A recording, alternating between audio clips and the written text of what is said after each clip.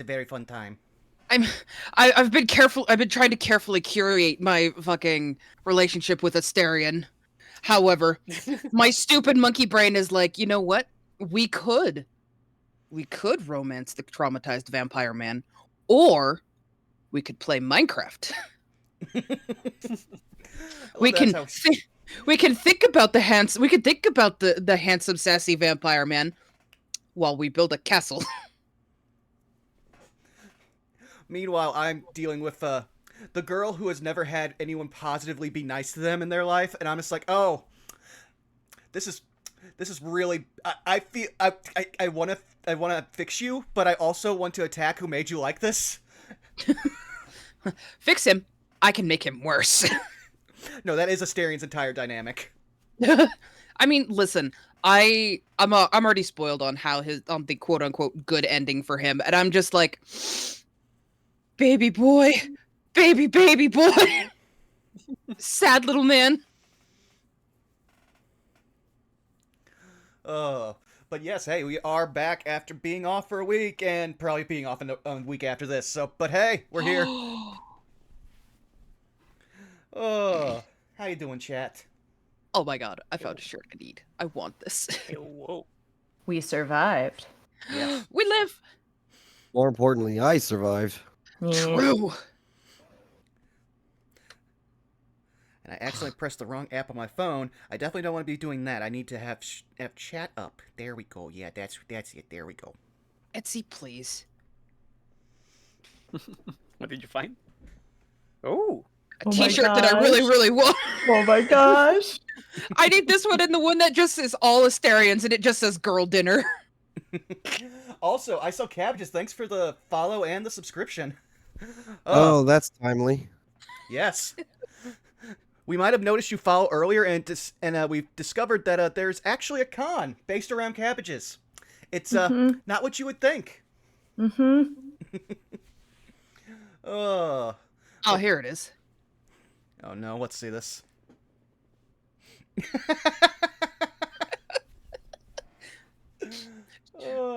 Fucking sign me up, let's go. Yes, CabbageCon in Ohio. This is why I love my chat. Correct. Yes, the Avatar. It is entirely based around Avatar, the Avatar, the Last Airbender, and somehow they have collectively gained enough revenue that next year will be their 3rd annual CabbageCon. They are confirmed for next year. Oh, nice. Oh my god, somebody's making a Astarion plush. I'm gonna favorite that for later. I mean, only one? That game has been doing, like, fantastically well, so I would assume everyone is making, like, some sort of fan merch. I mean, there are a lot of t-shirts and things, so... I really like the fucking Halcyon, what happens in Baldur's Gate stays in Baldur's Gate, and it's him in bear form. No, you need to understand, so, they're gonna hate me for this, but it might be on... Well, hey, thank you for the 5 tier 1 subs gifted to the community there. I sell cabbages. Oh, thank you. Of you. Thank you, yes. Thank you. Oh, that's right. It's payday. Oh, jeez. It's money day. But as I was about to say, so Punk may hate me for this, but I think this might have also might have come across on one of the streams because we talk about a lot of cursed shit. Oh, is this about Punk and her adoration for Halcyon? Yes. I've had this discussion with her. No. You need to understand. So. I can now never look at Halcyon in the face whenever we have a conversation because all I hear is Punk saying, "Listen, I just want to be folded in half." Oh my. And I'm just... She literally said that to me the other day. We were talking about B3 and I'm like, you know what? You right though. And she goes, although there was the fucking clip of Asterion where he tells me to get on your knees and I was like, excuse me. And I'm like, sir, you cannot say that to me. Okay, actually, no, you can say that to me one more time, but then we're done.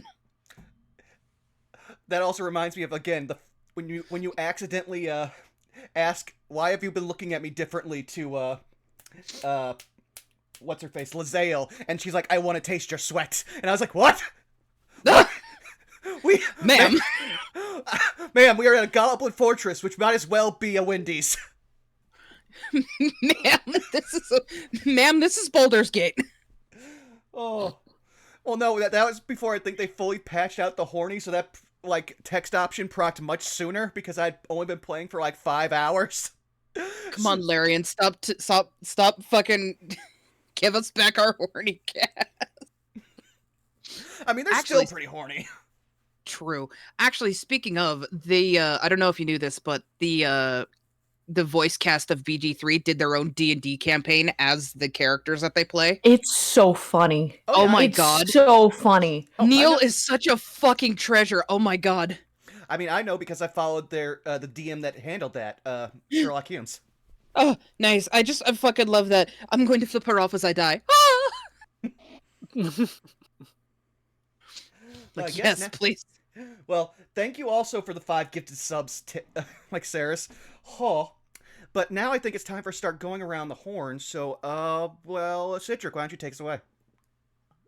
Well, hi, my name is Cedric. I draw stuff sometimes, and you can find those sometimes pretty much all over at Cedricing, and that is like Twitter, Blue Sky, Instagram, Newgrounds, Tumblr. You check me out, I'm probably there. It's a fun drinking game.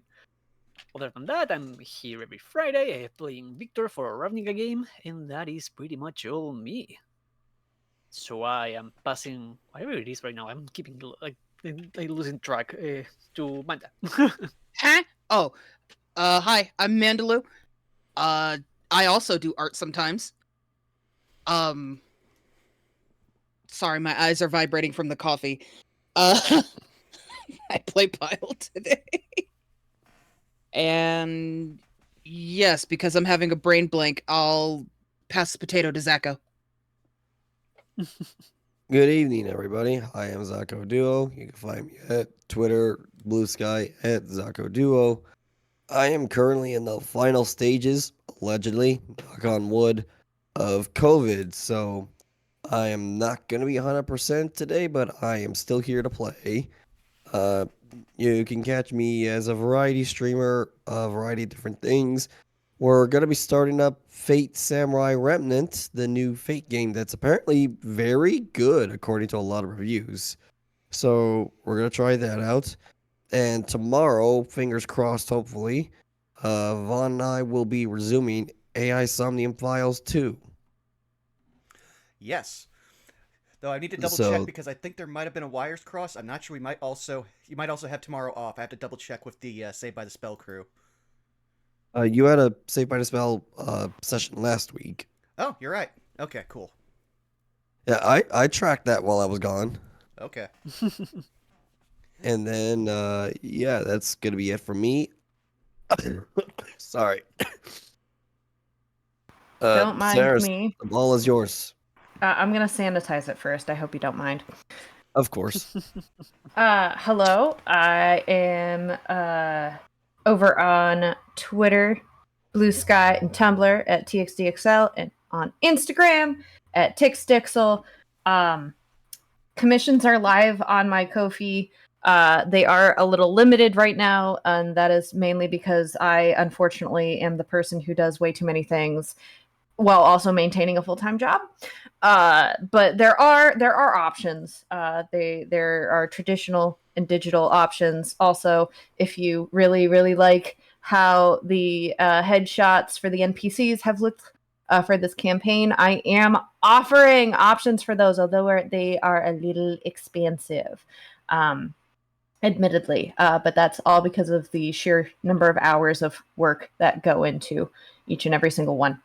You also obviously can find me here on Fridays doing the Dungeon Master stuff over on this channel, and as per usual, this is how I throw the potato at Burnout Vaughn. Ow, okay. Well, it changed from a ball to a potato. It was originally a toaster. At one point, I think it was a keyboard. I don't know, but I guess I'm holding this now. Hi, you've already found me here at twitch.tv/BurnoutVaughn. You can find me on YouTube, Twitter, Blue Sky, and now on Patreon at Burnout Vaughn, where if you really want to help support the channel, there's a bunch of different tiers I made specifically so you can support what you want to see going forward on the channel, whether it's D&D content, collaboration with all the artists who provide for this lovely channel, including some of them in the call right now. Cough, cough. Look down in the description for their Ko-Fis and whatnot. And also for the future gaming content. So yeah, if you like any of that, please go take a look and see what works for you. There's even a tier if you just want to give $1 so you say that you did something. We don't judge here. What? Support the homies, or Yep. I'll ban you. This is why we can't give Manda a sword. This is true. She doesn't need one. She doesn't need one. Oh, that being said, yeah, we are going to figure out what's going on for the weekend because, again, I'm coming back to streaming after taking an entire week off after having a major surgery in my heel. So, yeah, there's going to be a few bumps in the road, but we will get around to seeing what's happening then. And, yeah, now it's time for us to play us a theme song. So I will find that right here.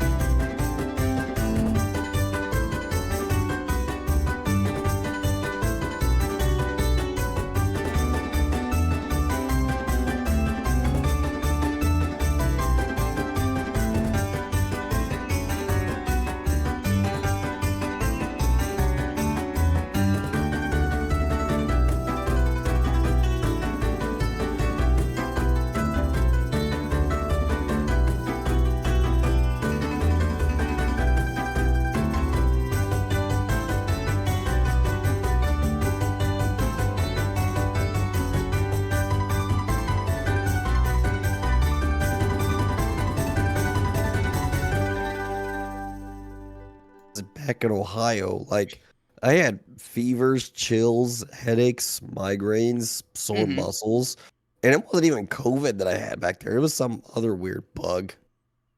Ugh, I'm sorry, dude. Yeah, me and Kyle both caught COVID here when it was like at its peak. Like So, the worst I've had out here is just a little headache the other day, which I slept off, and again the whole cough and mucus. I mean, oh my god, so much mucus. I'm I've- sorry. Well, I mean, that does work for us coming out of the Golgari maze. Spores. See, this So- will happen to Finn after like messing around with so many mushroom teleporting. You didn't end up getting the paralysis, but there are some side effects to breathing in too much sporage, and I'm sorry, but while you did succeed your original con save, I'm gonna have to revoke that con save right now. Oh dang it!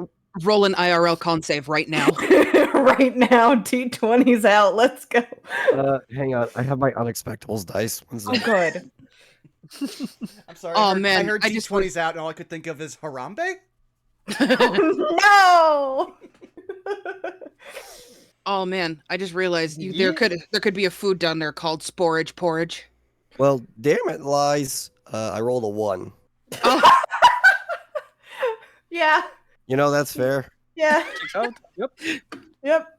oh, poor Zacho. I'm sorry, friend. No, it's Wow. lore accurate. Wow. Fair. Since it is the beginning of the session, I believe there's one of you who hasn't done the recap yet. Mm-hmm. Mm-hmm. I did it. Citric did it. Mm-hmm. Vaughn did it. Mm-hmm. Mm-hmm. Wait, I thought I've done it Wink, before. wink, nod. Wait, can I not count? Do I not? I think we all technically have done one because this is session 5 of going on. So statistically, everyone should have. No, we are 4 players. If Yeah. like first session there is no recap, Right.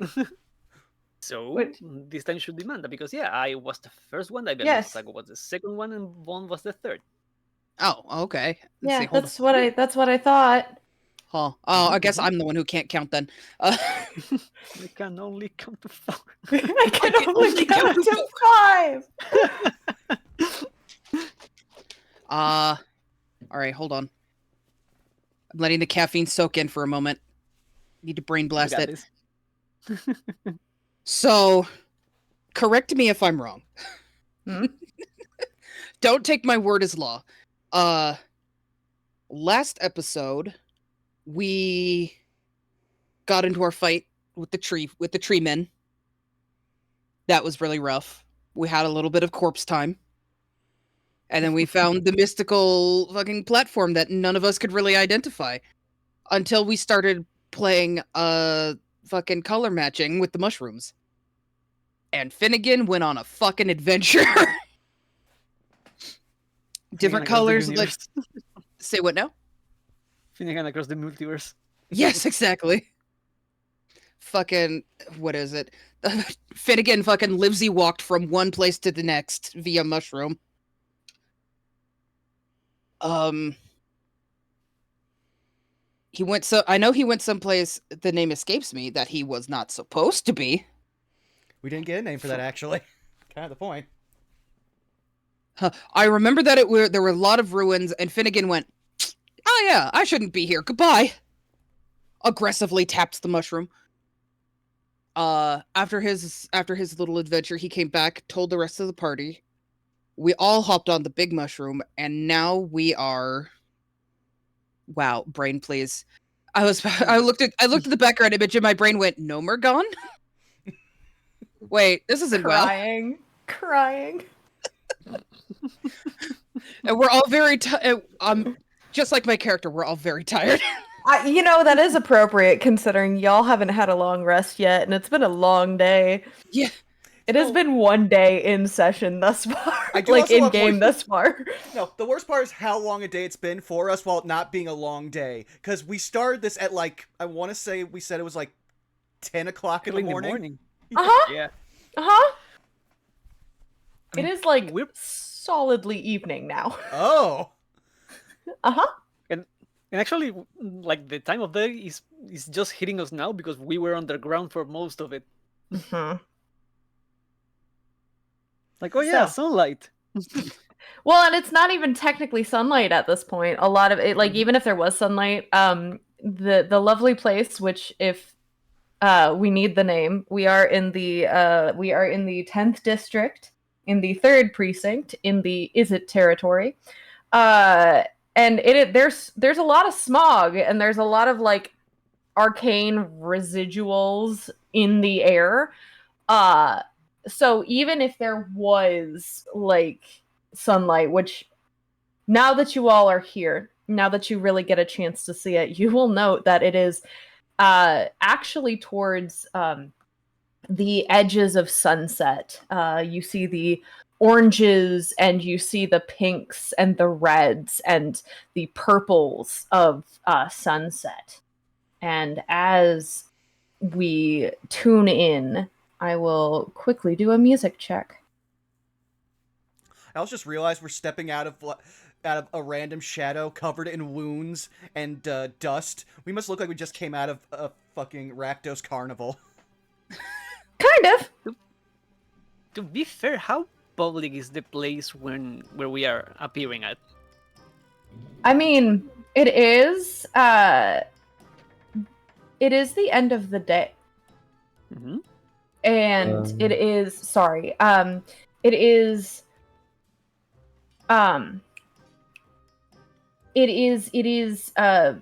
when you would expect the average worker, typically with the exception of construction workers, to be getting off for the day, so it is kind of busy. The streets anyway are rather busy. You all collectively now, to kind of remind you all where you ended up. You're in an alleyway, like a little alleyway. At the end, there is a little, I guess you could call it like a big metal barrel behind you with a rather large bright blue mushroom lurking behind it.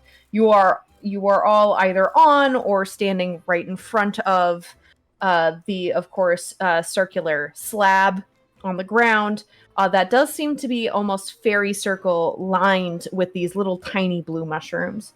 You will also note that there are a couple other crates back here. There is, shall we call it, a metallic ladder that is folded upwards, but it seems to go up the side of the building, up to a window.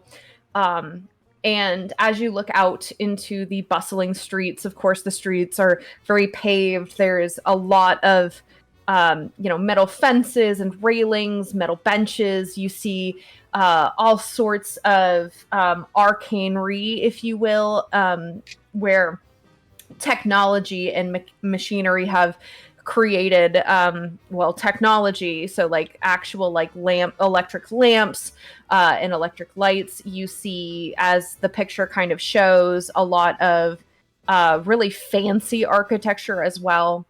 And it is actually in this moment where I would love for the four of you to all make me a perception check. Will Oh do. boy. Doodly doo. Perception. 9. Dirty 24. 20. Very nice. A 13 for me. Okie dokie. So, y'all did pretty well. Why are we all the way up here? Roll 20. I trusted you. This makes sense considering how you are currently feeling, Zako.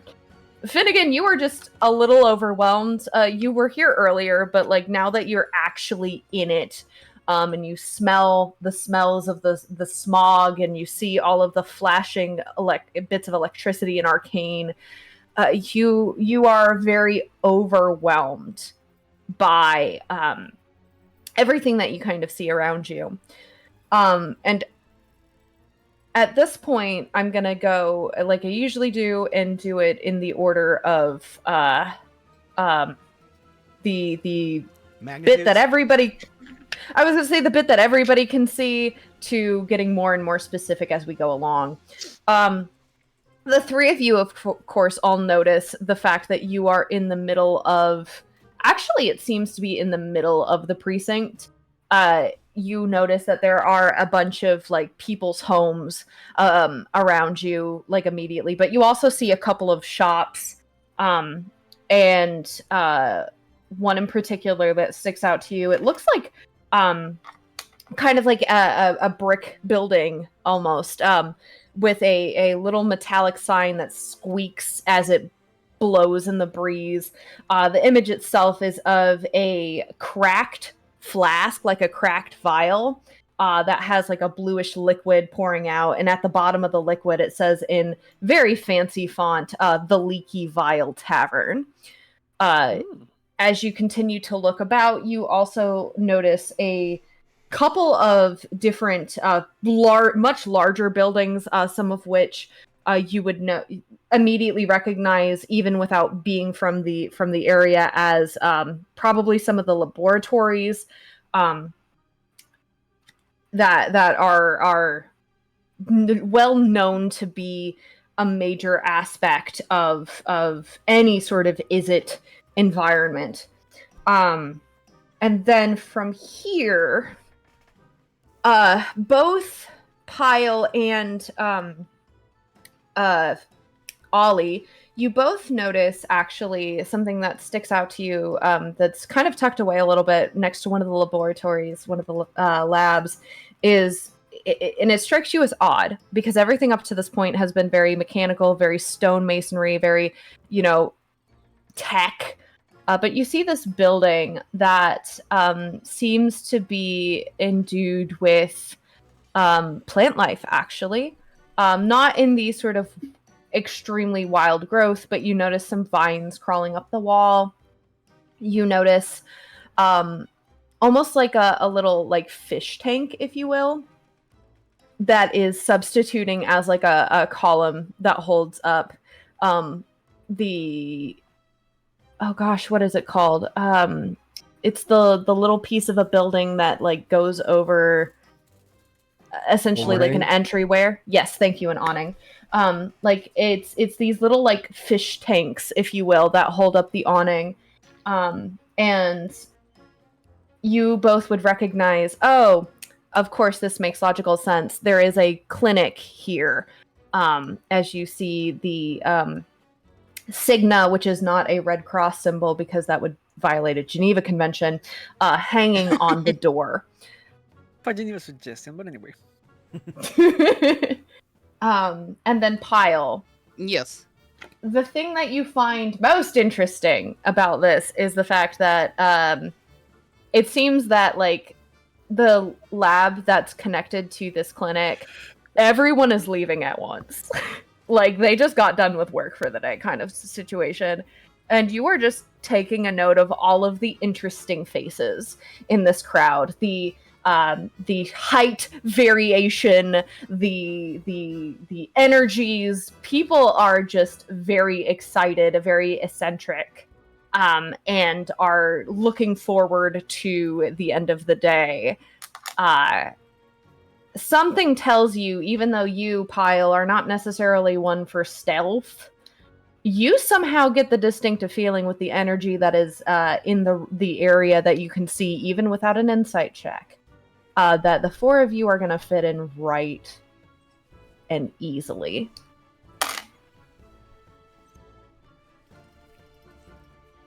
Excellent. Yeah, Pyle will she'll just kind of be staring at these people, and she'll go, well, ain't that a little out of place? I'm sure we'll be fine. I mean, to be fair, most of the people in the Izzet won't notice people in general. They're kind of up in the clouds, even if they have to make their own clouds. That's... her eyes will slowly drift up, like, really? He will point with his cane up at the literal layer of smog obstructing the sky. Well, that's depressing. That is industry. She kind of does that hand waver thing, like, eh. Like, I don't get it, but I guess I get it. Oh. Thought someone else was about to say something. Well, let's see. Can anyone see any more signs of tracks or anything? I was going to ask about the footprints I originally found when I came over here that were the freshest out of all the areas. I wanted to see which way they were heading. See, that's where we start to find an issue, because you are able to follow them outside of the alleyway, absolutely. But the thing is, people are actively walking down these streets. Tater tots. Yeah, it's that realization of like, oh sure, they sure are still fresh. Which set has suddenly become your issue here? Finn will look back to the group. Well, unfortunately, my original path has been obstructed by the go-home traffic. Miss Pyle, can you use your little trick to try to track the coin again? Huh? Oh, yeah. Not me quickly checking my spell slots. Pyle looks a little exhausted, and she'll nod. I think I can manage it, like, maybe one more time today. Well, it's better than nothing. She'll take a deep breath, and she'll pull the coin out of the little handful of coins out and grip them tightly in her hand as she'll cast locate object again. Absolutely. Button. There we go. So once again, we do run into that issue of, I mean, this is an area that is full of different types of metals, of course. But again, what I can confirm is that you are actually in the correct district. So your guess in the maze of coming to Izzet territory was, pun absolutely intended, right on the money.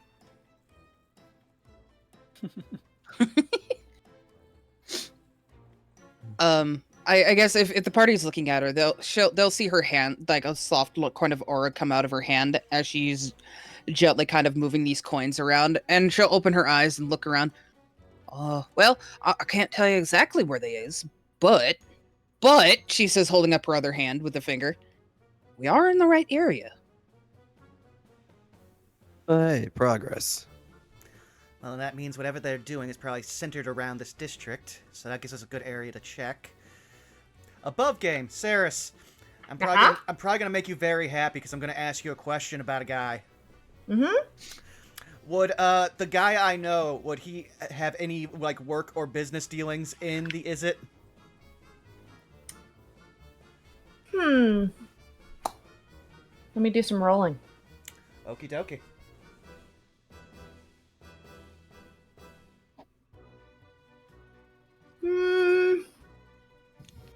Actually, before I give you a straight answer, Okay.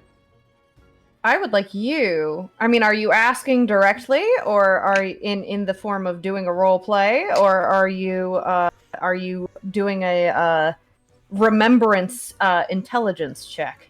I would say like I can definitely do a role, but it's more of just like you know that while he knows a guy, he does not ever want to call on this guy. So it's Yeah. basically like Ali is trying to remember if he could call on him and he'd be useful. Otherwise, if he can have an excuse not to call on him. So actually, instead of an intelligence check, then I'm gonna have you roll insight. Okie dokie. Do.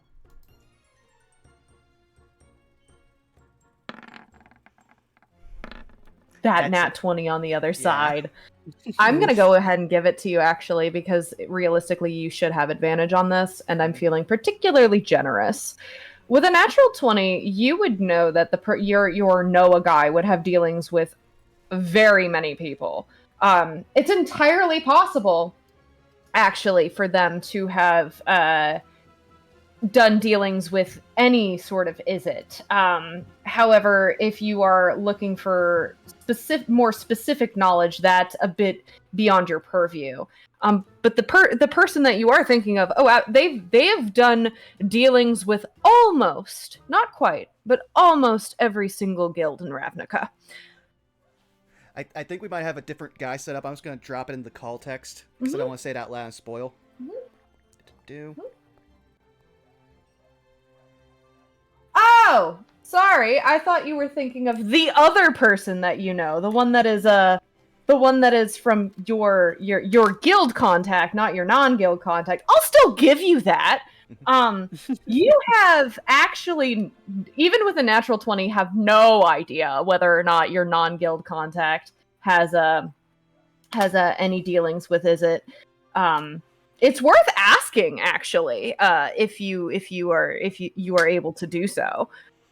Okay, well then, Ali is literally going to like start stroking his chin, and as he starts to stroke his chin, his features like start to grimace until he is doing the Excalibur face.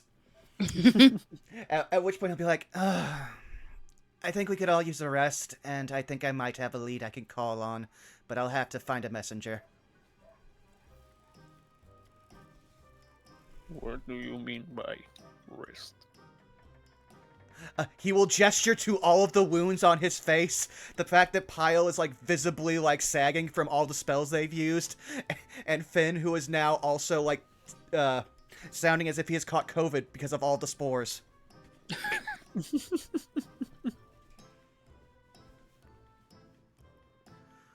So, are we stopping? Well, he gestures right next to them to the Leaking Vial, which is a tavern.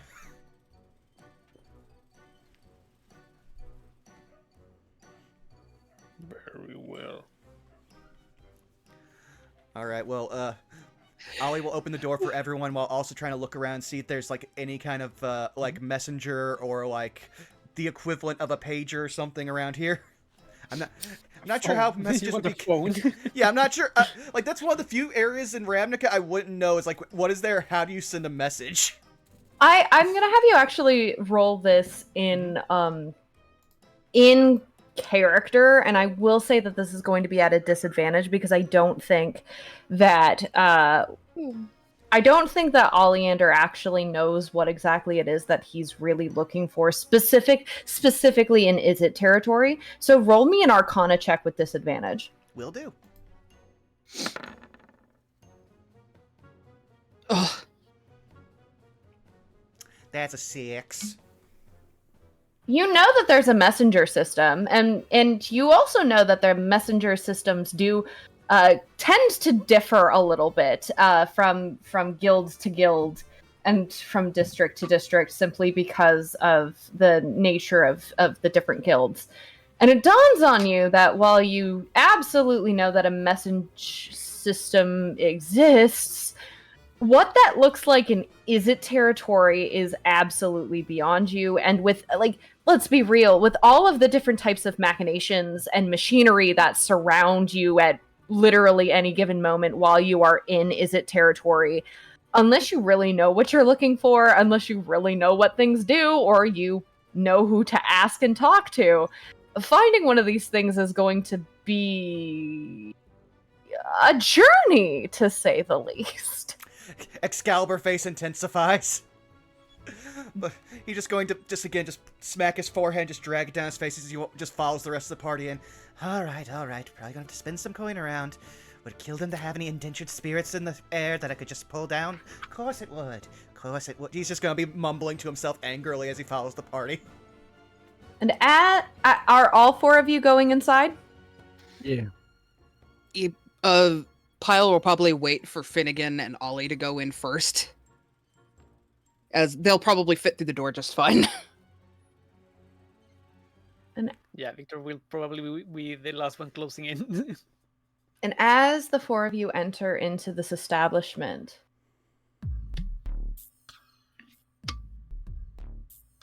what you see around you is quite fascinating, to say the least.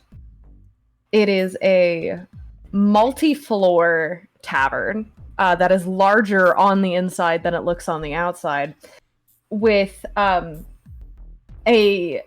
I can only describe is a coral looking coral reef, coral looking cluster of tubes.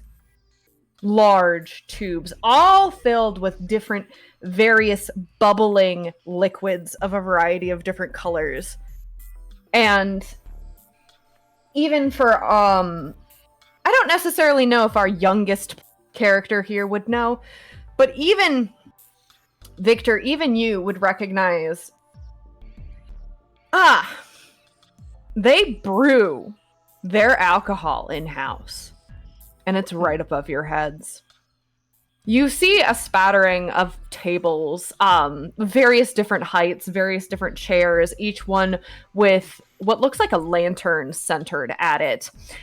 You notice in the back wall there is this section, dead center, where you see a bar, a very long bar. You see a couple of people at the stools, but a lot of stools that are left open. You see a giant, I would almost call it a mix between a wine cellar sort of rack and this what I can only describe to be this little metal machine that has lines upon lines of bottles hooked to it, that you watch able to spin and literally jut out one specific bottle from each particular shelf, rotating with the push of a button. You notice that there is a staircase going upward to a balcony, and then a couple of doors that lead off of the balcony into a different place. You notice that there is also a door right next to the bar. It is a wooden door, but it has a very intricate dragon pattern carved into it. And the last thing that you notice is a giant, almost like bulletin board, like cork board, that is on the other side of the bar, to the far left back corner, that has just a big sprawling of papers all over it. Now, at the bar, you notice these 2 people. Oh. Ooh. Ooh.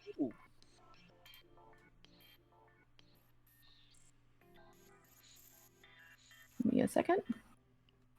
You first see this woman. Did that not? Yeah. No, yeah, it's you. This woman, Yeah. she is the one working the bar. You watch her as she flips 2 different bottles into the air, almost juggling them, as she, with her other hand, proceeds to pour another mysterious-looking orange liquid into this metal-looking glass or mug almost. It's a little large to be just like a teacup. It's almost mug size, but it's made purely of metal. And you watch as she is doing all of this and talking to this large minotaur plated in armor. Oh, good. See, the party will see Pyle. As soon as she lays eyes on the Minotaur, it's her turn to do the fucking Excalibur face. Oh no, you'll see Ollie's Excalibur face is only deepened. Neither of these figures have seemed to notice you walk in just yet. Pyle's just gonna very tiredly go, I think I might just sleep outside. To be fair, he saved me having to send him a message.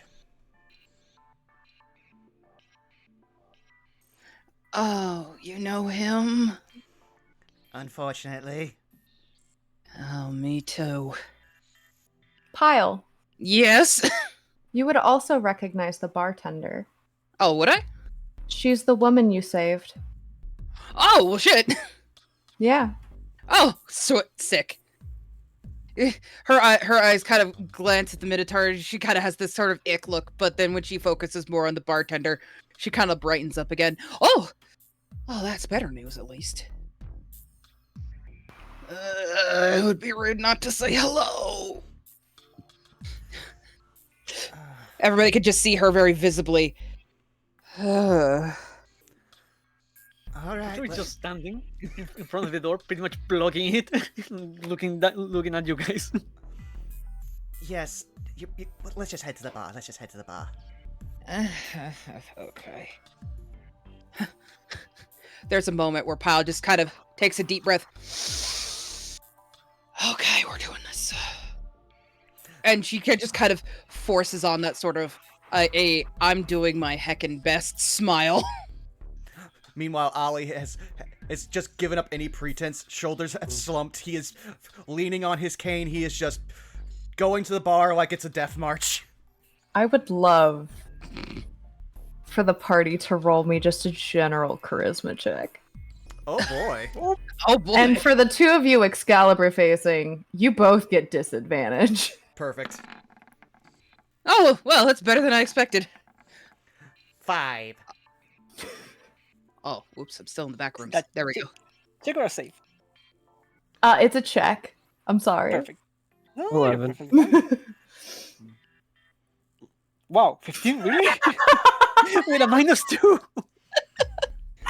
Victor, my boy. How are you? On some bug. Oh no! I was The fucking Rizzler over here. actually I was going to interpret this, and Citric, correct me if I'm wrong. It's not handsome bug, it's don't fucking touch me bug. It's the I have the energy of a man that will break your spine if you just look at me the wrong way. And if I understand that correctly, do I understand that correctly? You very much do. Yeah. People are nodding. Like, you see like eyes falling on you, Victor, but it's not in a sense of disgust. You see a few gnomish heads doing the rapid Muppet nod of just like respect. You see a gentleman sitting over at the table, kind of staring at you like he would stare at a painting at the Louvre. Like, staring at you like you're a piece of artwork. Just enamored with the presence of this creature that has walked into the room. Victor, who does all that he can to cover himself and try to like be inconspicuous, it's very uncomfortable right now. Sure is. But they it seems to be all respectful. It doesn't look like anyone is looking at you in disgust in this moment. But as the four of you approach the bar, with Ollie, unfortunately, I mean, this makes sense for being a teenager as well. You are not hiding your Excalibur face. You are not pleased to be here. But Finn and Pyle, you know, doing your best to just kind of keep neutral, I assume. Unless I'm misunderstanding. No, you're correct, at least for me. Yep. You approach and you notice the woman, her eyes kind of light up a little bit, and she goes, "Ah!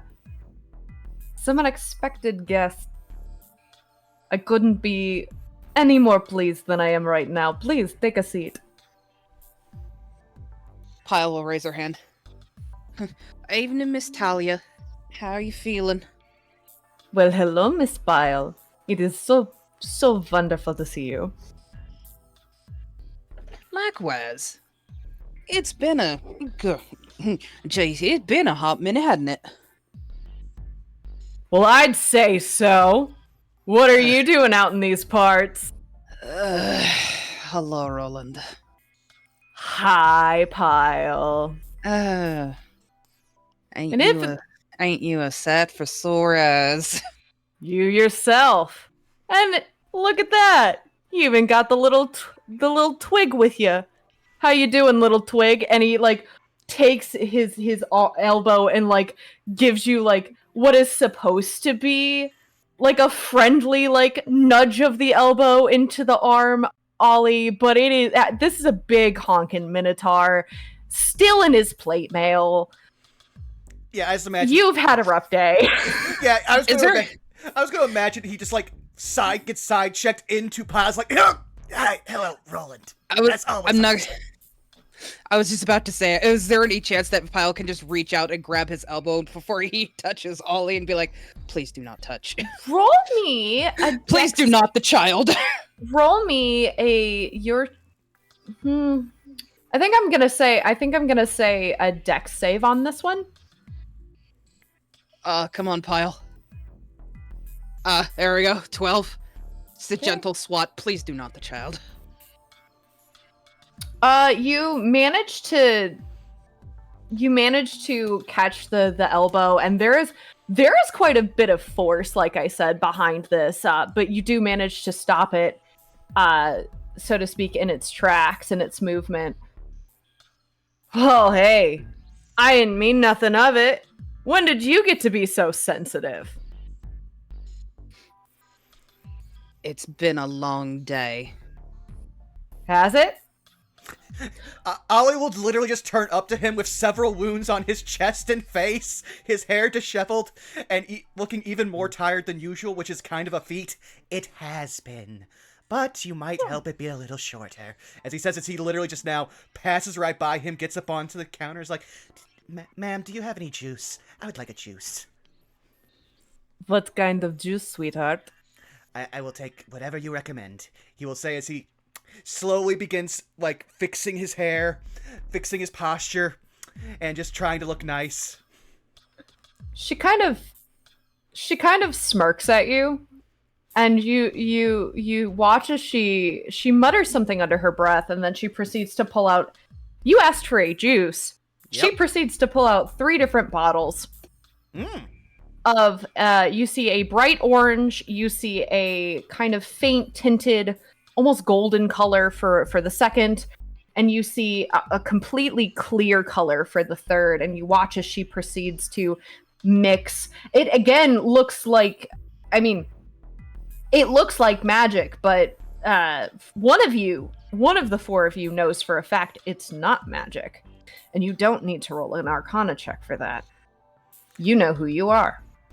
But it looks like magic as she mixes this up and proceeds to put a little cherry in it with one of those little swords, except it's not made out of plastic. It is actually like a metal toothpick sword that goes through the cherry. She pops it on top. She slides it to you. Thank you. And he will slide over a gold to her. And then he is literally going to knock this thing back like it is the best thing he has ever had in his life. It actually is juice, first off. And actually, unironically, it probably is one of the best things you've tasted. This is like a really nice mocktail.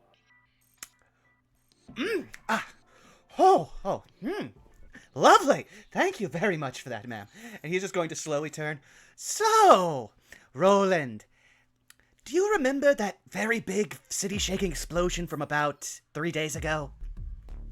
You mean the one that my team and I are investigating? Sure have. Of course you are. Of course you are. A pile very, very quietly. Ugh. See, when I got back to the forges tonight and after completing my mission with my great crew, and he proceeds to do that Chad nod and like does a gesture over to one of the tables that you just now notice is like got 3 other people on it. They're all clad in Boros armor. And they all just do kind of like a wink and a wave and a whoop whoop at the gesture. And he looks to you and he goes, yeah, we got back and I wanted to check on you, see how you were doing. And I noticed that you weren't there, and when I was asking around, I was told that that a little Orzov kid came up to you and asked for your help. So I thought I would be a little nosy and figure out what was going on. And without me even having to ask, another little Orzov kid came up and handed me an invitation, and here we are. You're going to watch as slow realization might dawn on Ollie that he definitely threatened somebody earlier today. And now he's seeing one of his least favorite people directly involved in what he is doing. He's just going to pinch the bridge of his nose and be like, it's all coming together. Great! Well, maybe we should compare notes. Proceeds to glance between you and Pyle. Pyle is avoiding all eye contact. He's got the if a cow could make a shit-eating grin. That's a face. Yeah, it sure is. Well, the exceeding Well, number, I was about to say, with the exceeding number of furry artist fans on this channel, we might finally see that eventually. Amazing. I mean, Pyle's doing her best. Fucking, I'm neutral. This doesn't bother me. This doesn't bother me. As she's just like, yeah. But with Ollie and I assume Finnegan, who is probably closest to her, she's very visibly, like at least to them, uncomfortable.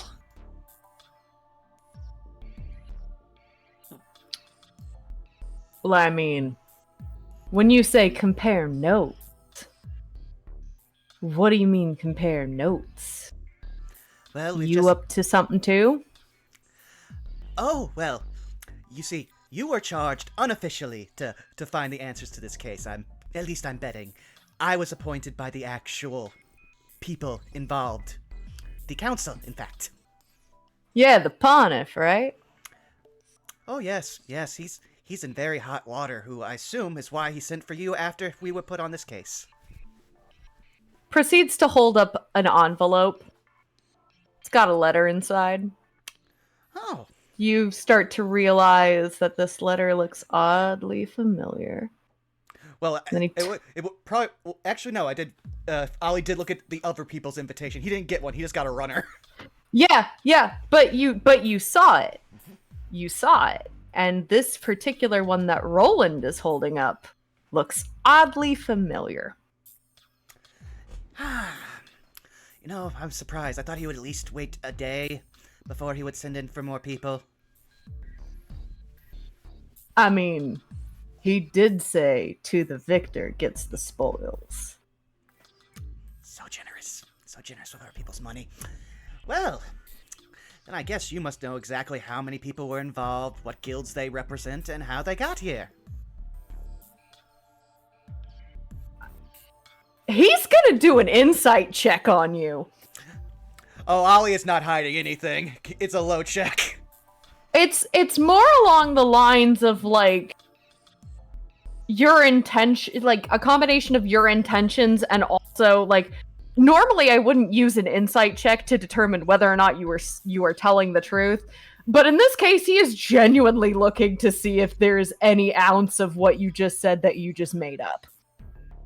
And he will find, no matter what he rolls, that Ollie is not. He is literally seeing how much he knows based off what Ollie already knows. Well, that's interesting. Seems to me that we do have differences of information. But let me ask you this, Squirt. Mm-hmm. Why should I help you? I mean, after all, we are competitors. And there's just like, when he says competitors, it is like the shoujo sparkles like emerging. It is the glint of it in his eye. It's like the rival of a sports anime has just said their thing and is like showing off, right? Well, I could trade you something that would actually help in your real job.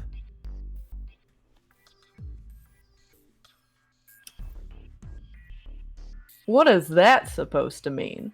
I mean, right now you're basically subcontracting for the Orzhov. I could give you something that would actually help the Boros, or at least make you look good. I mean, I already look good, don't I, Pile? And he gives you a nudge in the shoulder, Pile. She'll look at him, and she'll say very calmly, "The gods have their favorites, and it clearly ain't you." No, you're 6 out of- no. You're absolutely right about that. Neither of us can compete with. And he looks over at the table, and I don't have art for them, but you notice this. You notice this individual who is what I can only describe as like a hulk of a woman. She's like 6'2" and could clearly bench press Victor on a good day. Damn. She has like deep dark raven hair that's like straight and is like pulled into a messy bun, clad in again Boros armor. But Pyle, you would recognize this individual. You recognize, you don't really know her, but you know that she is the team lead of Roland's platoon, and you would also know that she is a rank above both of you. Noted. Is she like looking over at us right now, or is she just doing her own thing? She makes eye contact with you for a moment, kind of a rim shot over her glass that she has before she takes a swig and adjusts her posture, putting her back to you, and proceeds to look at her other teammates.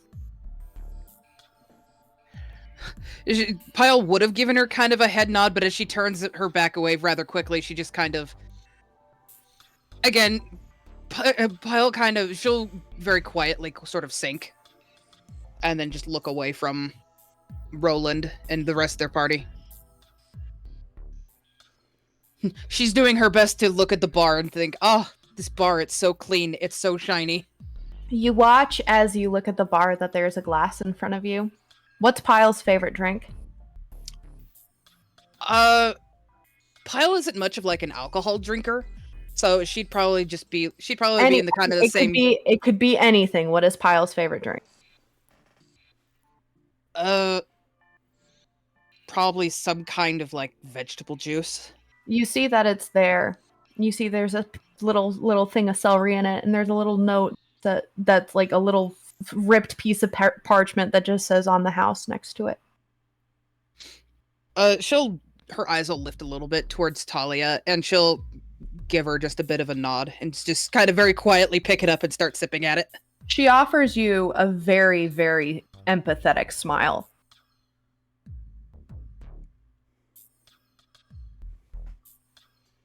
And Pyle will return it. Will return us. It's very. I don't want to say it's saddened, but it's very strained. Like, I'm doing my best here. I don't want to cause trouble. Trouble ain't my middle name.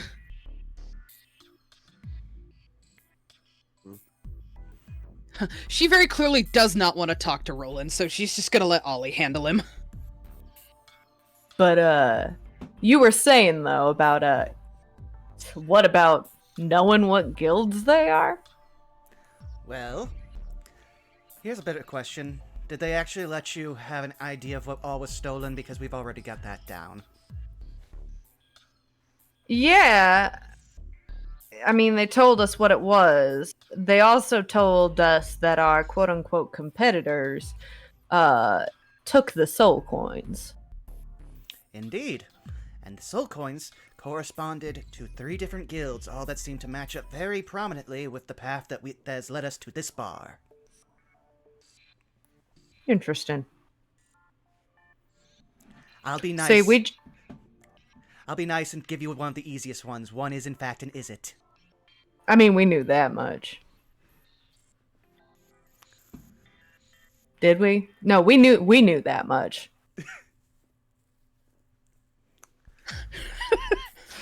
I can hear the shifty eyes in his voice. Yes.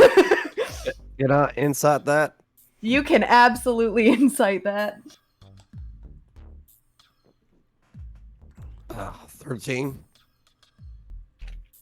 I mean, he's easy to read. He had come to the conclusion through different means and is trying to hide the fact that new information has been presented to him. He's trying to play it off as if this is something that is not news to him and he already knew it. With that, Finn will just gesture to him. Like my friend said, that one's free. Because we're friendly like that. He's gonna incite you now. He wants to see if you're threatening him. Finn is absolutely not. He's more trying to how's best to describe it? I'm trying to put it in the words.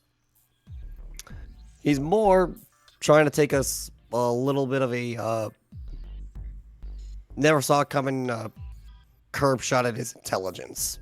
Because Finn was able to see through him on that. Yeah. Yeah, but he is two asses short of a dumb. He just kind of looks at you and squints at you for a moment. Before then kind of looking between you and then Oleander. It's in this moment that he finally notices Victor and he kind of like flinches for a minute in shock. But then immediately looks back over to you, Finn. Well, I mean, thanks, I guess, but I mean, what is this? Are we trying to do a 1-for-1? Are you trying to pull a fast one on me and get me to cough up information? You know, you could have just asked. I mean, that is what no, absolutely nothing. Absolutely not. But in the spirit of, well, let's call it justice, quote unquote, and a good payday, I simply believe it would be mutually beneficial if we could both exchange some information as much as we can. Because after all, we are both capable of finding out information through different means. If we pile together what we have, no pun intended, then we'll both be able to make some headway. And then the race is on, as it were. Well, if you want to do 1-for-1, you were able to identify that what the soul coins were. We managed to figure out how they got in, or at least part of how they got in. Oh. He proceeds to reach into his bag and rummage around for a minute. Suddenly seeming to panic a little bit because he's in his bag and he's not finding it. Hey, Jan. Hey, Jan. You see this other Minotaur bloke. This one being more of a black cow, black and hairy, looks over at him, and you, Pyle, would know this to be one of the clerics on their platoon. Looks over, and you also all of you collectively notice that he's got a horn missing. As he looks over and goes, "What? I need a little bit of assistance here. Do you have the thing?" Oh, and he gets up and he like clip clop like football player jogs over to the bar before reaching in his bag, and he goes, "Are you talking about? Yeah, you're talking about. Okay." And he this time reaches into a different, his bag and pulls out what you notice is this little it's this little metallic it almost looks like a compass in a way, but instead of being compass like, it's got this the dials don't point to directionals. They seem to point to different symbols on them. And it's all in like this bright, like glinty emerald green. But he sort of takes it out of Jan's hands, and Roland clicks it, and all of a sudden there's a flash of bright blue. It proceeds to vanish in his hand, and all of a sudden you hear from somewhere else in the bar, "Hey! Who did that? You want to pick a fight? Why is my sending stone isn't working? Who did that?" And then he proceeds to turn it back on. And it reappears and proceeds to just not emit any glow. He looks at the four of you, kind of making a face of like, oops, and goes, "This right here is some type of anti-magic seal. We don't exactly know the entirety of how it works, because it's a Izzet invention. But we do know that there were 7 of these planted around the building. And not just around the vault and around the sewers."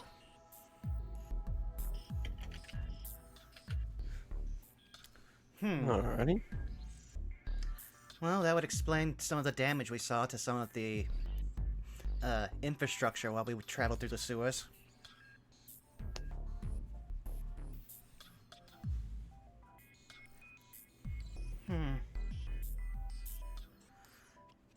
Well, here's another thing.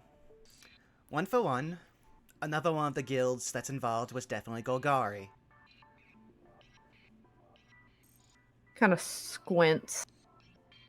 Proceeds to look at his partner, who then nods and reaches into into the bag and pulls out a vial full of bright pink spores.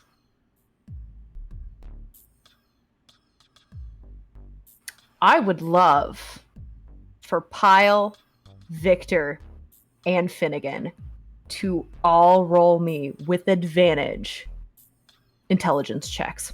Will do. Man, you're asking a lot from Pyle. Oh, come on.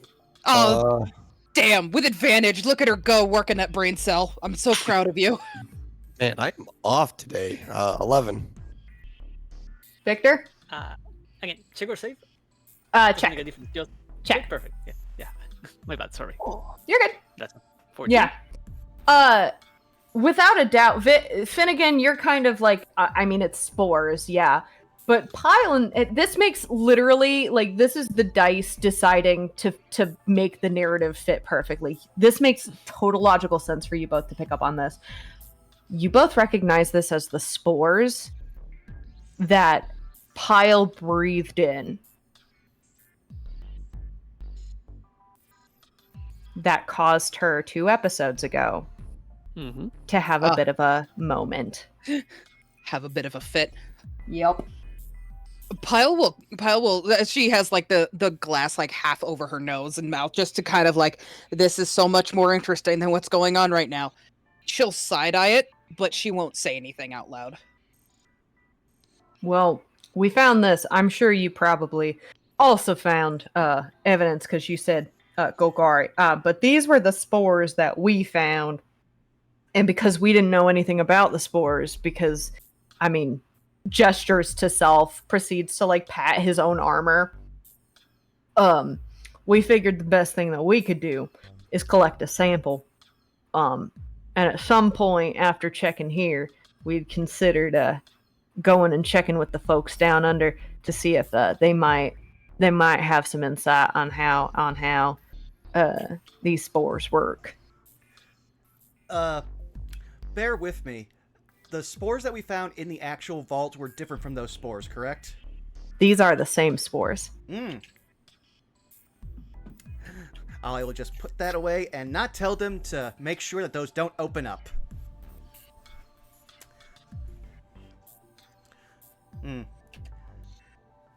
True. Be careful of the maze down there. I've heard it's brutal.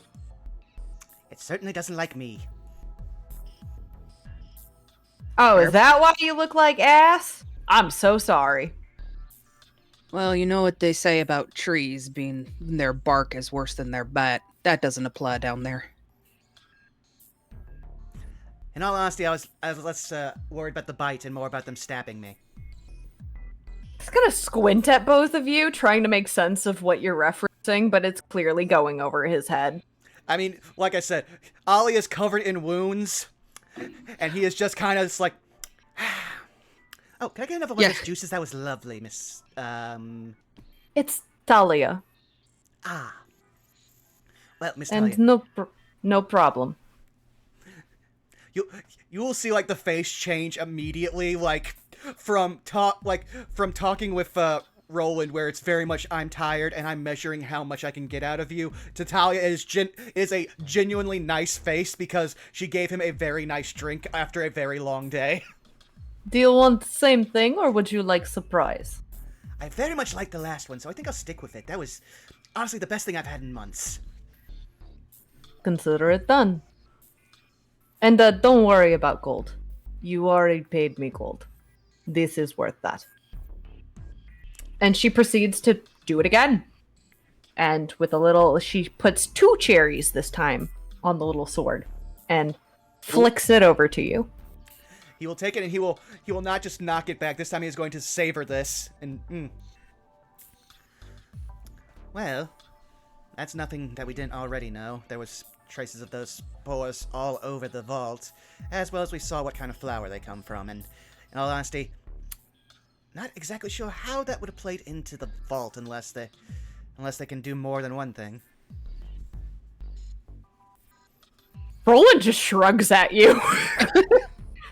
And it's in this moment where Jan kind of goes, "Can I?" And he's like, "Yeah. Sorry.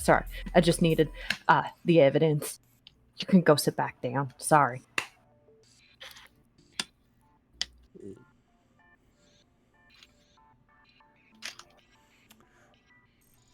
But yeah, I mean, it seems that your evidence matches our evidence in a way, shape, or form. You see, he's like trying to be nice right now. Like it's kind of set in that he's effectively been one-upped. Not intentionally, but he's effectively been one-upped, and he's trying to sort of backpedal, but not exactly. He's trying to save face. Yeah. Well, I could tell you the one thing that would actually be important to the Boros and not so much for this job, but you'd have to trade something with me. Like what? Well, considering what we know and what we're looking for, but our current means, we need somebody who knows things about the Izzet. We need a contact that we don't have. Roland kind of looks directly at Talia, who is currently like, wiping down the countertop. and then proceeds to look back at you for a minute. I mean, if it's a contact you want.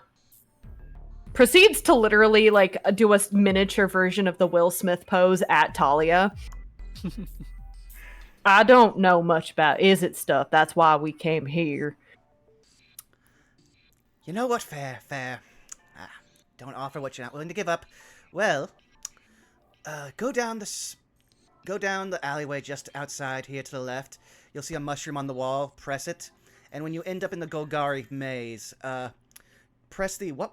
Remind me again above game. What was the color mushroom that took Finn to the Boros Legion? Purple. Press the purple mushroom. It'll take you directly outside of your guild hall. He looks actually quizzical at that, and proceeds to kind of look down as if he's processing what you just said, and it's. I just told the basic a PMC that there's a giant hole in their security, and I just told him where to find it. I think I need a drink, Talia. Can you give me a tall one? Very well. Proceeds to turn around and fills an entire mug. Here it go. I'll add it to your tab. Thanks, ma'am. I'm gonna. You'll have a good night. If you need anything, I'm gonna rejoin my team. That's lovely to see you, Pyle. And I didn't want to bring up a sore spot, but Adela, team lead Adela, left. She asked me to come to you to tell you that she wanted to. Maybe you should just talk to her, but she wanted to know if it was okay if she could put flowers on Baby Pyle's gravestone, because I know his anniversary's coming up. Pyle very visibly tenses up, and she shoots him a look that is basically, if looks could kill, he'd drop to the floor. You can see, if a cow could. He's the equivalent of sweating bullets. Go ahead and roll an insight check with advantage. Busky. 25. Oh, nice. He is being entirely sincere. You can tell he's actually not trying to be cocky or condescending when he brings this up. He, as much as he has treated you like garbage in the past, you can tell that he wasn't really sure how or when to bring it up appropriately, but he is being sincere, and he is trying his best, though doing a very bad job of it. Pyle takes this very slow inhale through her nose. Sure. Noboro is like yellow flowers. Okay, thank you, goodbye. And he just beelines it cartoon style over to his table, and just you can hear the crash as he sits down.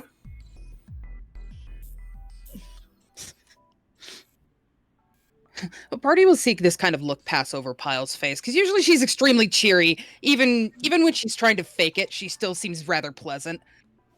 Her expression has completely shifted. It's this kind of quiet somberness. Not quite angry, but just that was an unnecessary question kind of expression. I want you to know, Mm-hmm. just above game, he's got a negative charisma score. And I rolled a 3. Oof. on execution, and I rolled a natural 1 on the wisdom check to see whether or not now was a good time. Fucking oof, my guy. So if that tells you about it's a good thing we don't have choice. it's a good thing we don't have a sanity system in this game, otherwise I'd have to be making some dice rolls. Absolutely. Some psychic damage, 1d4. No, like sanity. Like it'd be something similar to like resisting the urge to just go ape shit. But yeah, Pyle just kind of is very quiet. She doesn't really like respond to it further. Well then, as he'll gesture to Finn and Victor to sit down or loom behind us, because he kind of knows Victor's deal at this point. Yeah. Yeah, Finn will have a seat at the bar. So, Miss Talia, you seem to, I guess, know the goings-on in this district pretty well. I try my best. I mean, people talk, especially when you give them a little bit of a. And she makes a gesture to the wine bottle that's currently in her hand. She does like a little swing of it to just make it jostle a little bit. Of course. Finnegan, do you have that sample that we found? Which one? The slime. Oh, right. Let's see here. Finn will reach into his coat pocket and pull out. Or wait, no, do we still have that? You said you put it in a vial. Yeah. I did. You I gave did, part, but you gave part of it to Svetlana, but she had a smaller vial, so I believe you still have some of it. right. Finn will present the vial containing the last bit of the slime that he was able to recover. Was it? Let me take a look at this. And she reaches her hand out to take it. Finn will give it. Just be warned, the thing inside likes to eat metal. You notice, actually, I would like all of you to roll me an insight check as her expression changes when you say that. Ooh, 22. Me too. Hey. Fine. 21. That's my boy. The three of you that got above, that surpassed her roll, you notice that there's not only it's not just that you saying it eats metal caught her attention. Like there's like a flicker of like knowledge that crosses her face, like she knows something. Finn, was it? Yes, madam. She kind of looks you directly in the eye at this point. Did you want something to drink, by the way, while you're here and wait? Sure, why not? What would you like? Do you have any wines? I do. I'll take the nicest vintage you have available. Is that all you would like? I want you to roll me, because I know you're sick, with advantage. Roll me a history check.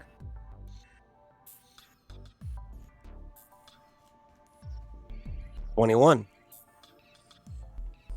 She's asking you if you want a drink. And you know that there's a different response that right now would be a good time to give her. Ooh, 1 second. And while you're thinking on it, while you're pondering it, whilst not breaking eye contact, pour you at. Did you want rosé? Did you want white? What did you want? Shoot, did I not write it down? I can text it to you. I got you. Please do. Yeah. There we go.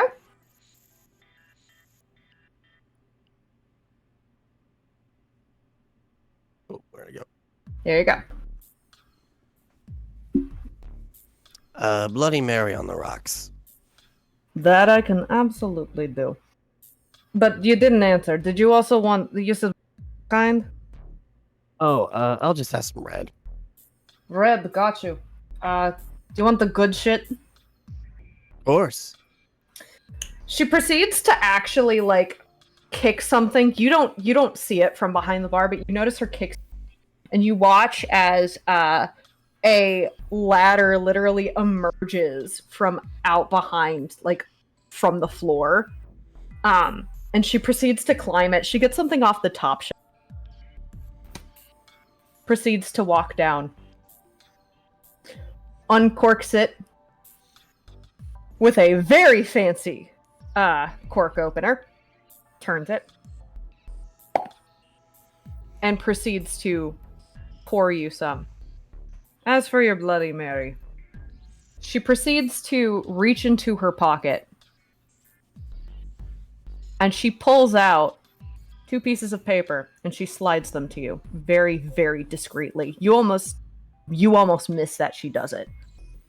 And Finn will receive them.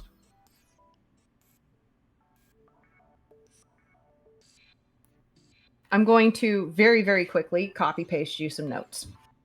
Hello.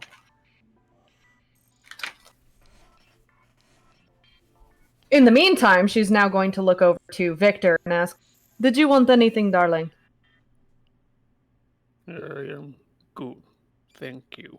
Are you sure? I could get you a water. Stay hydrated. Victor will not. She proceeds to go over and get you a water. And it's interesting because the ice cubes are shaped. They're construct shaped. She comes over and she hands you a mug with water, and it's got these little construct shaped ice cubes.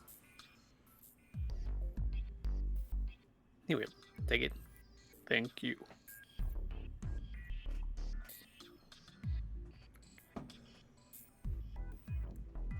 Like, sweep the glass a little bit. And Yep. Drink from. Absolutely. He's Sorry? Really look Hmm? No, you're fine. He's looking at the party and actually, while this whole conversation is going on, Monday's not back yet. Think. Victor is looking at Pyle actually because he notices she's not doing great after the conversation.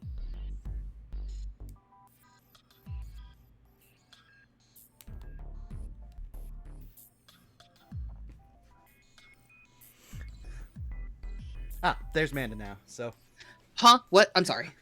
There you are. Yeah. No, while everyone else, like Finn is talking with the bar lady, Victor will actually look at you and say, "Are you doing all right?" Oh, is he asking Pyle? Mm-hmm. She kind of seems a little invested in her drink, but when Victor speaks up, her head perks up. Huh? What? Oh. She puts on this kind of nervous smile. Yeah, I'm all right. It's fine. I'm about used to insensitive questions from my guild by now. You do not like him, do you? No, not particularly. But then again, I ain't much liked by them either. Why? Well, I guess the short of it is, and she kind of nervously rubs the back of her neck. I'm literally the only centaur in Boris, and there are some. She says, her eyes glancing towards the table. A few don't really think I belong there.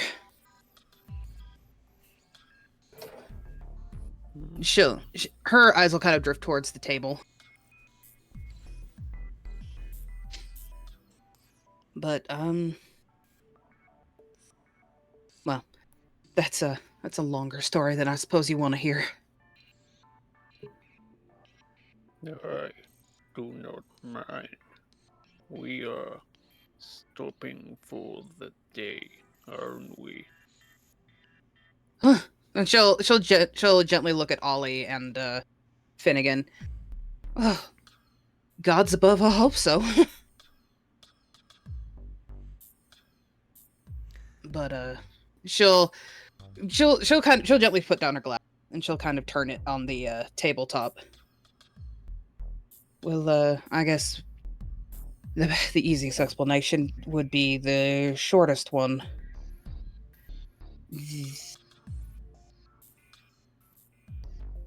She seems like she's kind of trying to look for words to say. I came to the Guild City not long after my son passed. We didn't. He took too much after his mama. We just didn't really fit with the wild gruel. Their lives are a little more. She winces thinking about it. Violent. They like to live wildly. They like to fight and conquer and whatnot, but we were just more than happy to sit in the grass. And when you're in the wilds, you live or you die, but my little Nabor just wasn't built for it. He didn't survive it. So, I more or less came to the big city to follow what the gods of creation bid of me. Boros had lots of really things that my tribe didn't. Nice metals, places to work, just somewhere I could just be, you know. Picture notes. And what is smitten to the gods of creation but a type of worship, you know. So, and just being what I am and where I come from, Boros ain't. None of them didn't really take too kindly, but there was made a close friend here that more or less got me in. So, I guess you would call me a stain on their shining red flag. So if you see me getting the side eye, that's probably the reason. Her eyes will drift to Ollie. He'd probably be about your age by now. And she'll just kind of smile softly. You would see Ollie is basically just kind of staring ahead, waiting to see about any conversation that might come from, Talia. He is pointedly trying not to look at, Pyle for a unspecified reason. And she'll just... Oh, sorry. And she'll look back at Victor. You have my condolences. She'll reach up and pat him on the arm. Thank you, friend. I appreciate it. Like, his first instinct would be to retract, but he stopped. He catches himself and he lets you pat him. You are good at what you do. It would be dumb to doubt that. She'll smile and she'll nod at that. We create our best so that the ones beyond will be proud of us. At least, that's what I was always taught.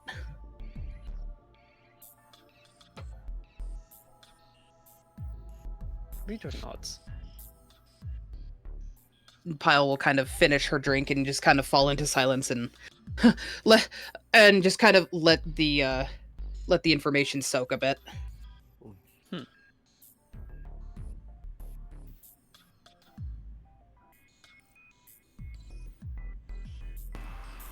Well, I also offer. Wait, I'm sorry, sirs?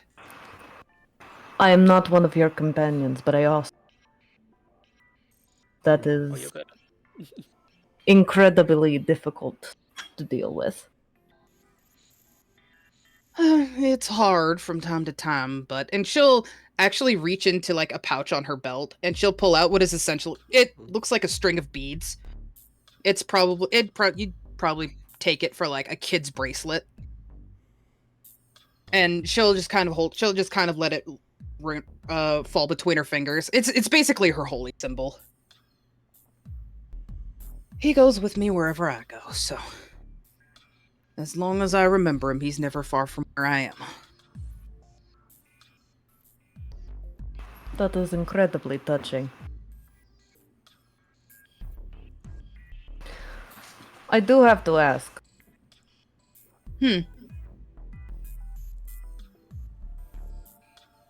Oh, Uh-oh, Sarah, you've cut out. I'm sorry.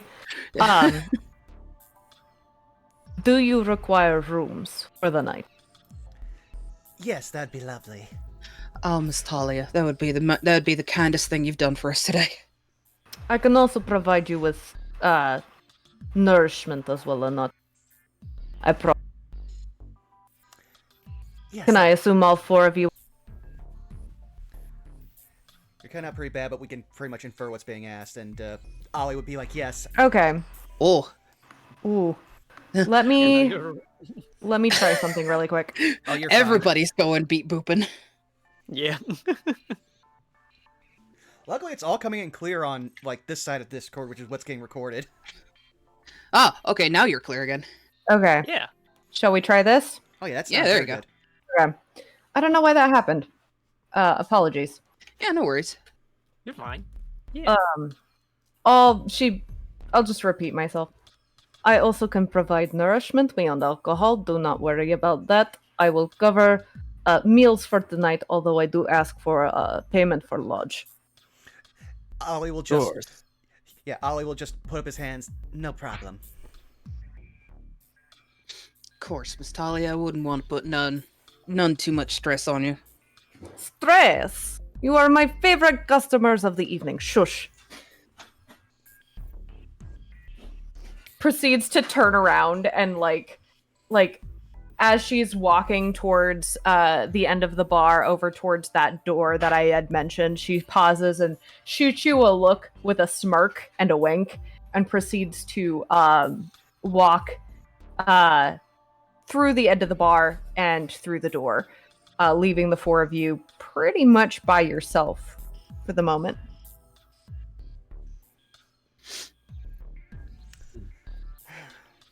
Well, hopefully she'll be able to give us some more information. She kind of trailed off there. Talia has her secrets. She has a bit of her quirks.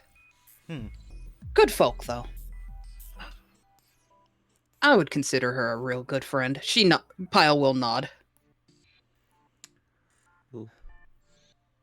Oh, were you gonna say something, Zaka? No. Okay.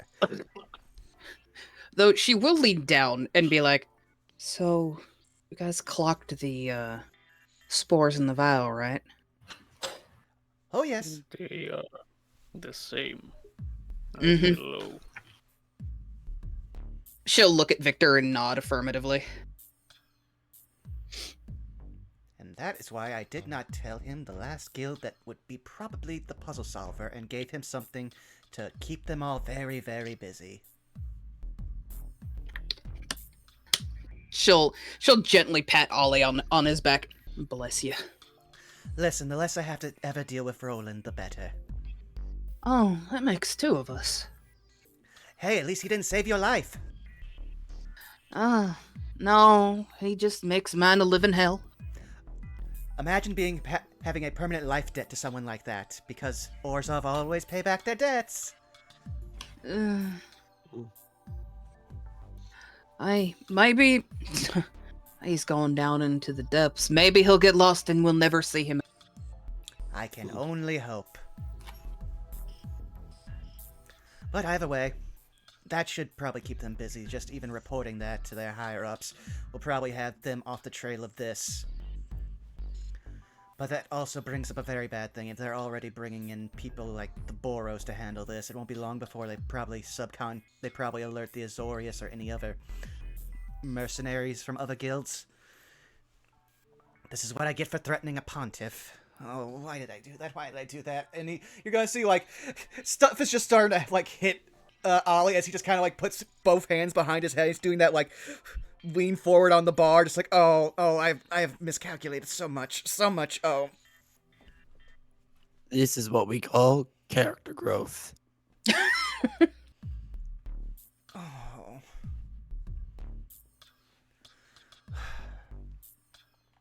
Alright, well.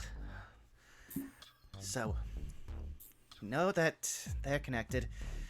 I'd almost want to check out that clinic, but I feel like that's too good to be true. We'll at least have to wait until at least the rest of your guildmates leave. I don't want to give them any chance of figuring out the last piece of the puzzle that we have over them. Entirely fair. Actually, that's a question. Saris. Mm-hmm. Would Pyle know if the Boros was any good at, like, stealth and sneaking around and following people? I'm looking at you right now. Uh-huh. I think you know the answer to that question. No. Maybe.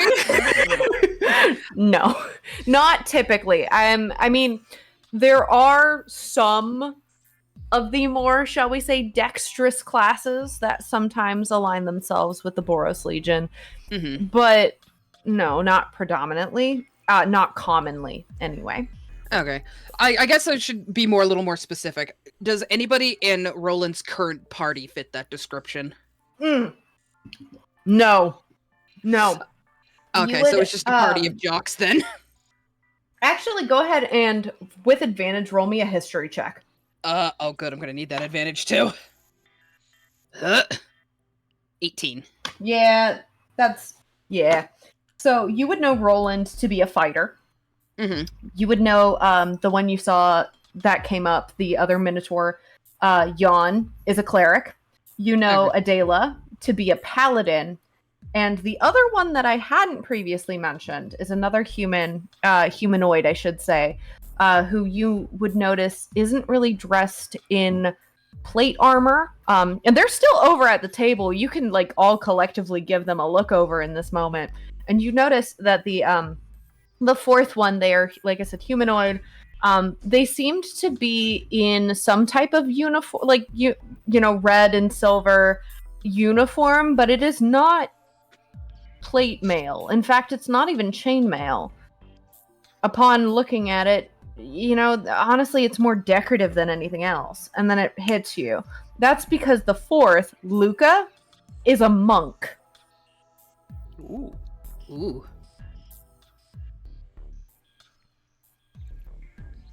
As I'm taking in that information, Pyle, I don't really think we'll have to worry about them really following us. Would Pyle know Luca's name, by the way?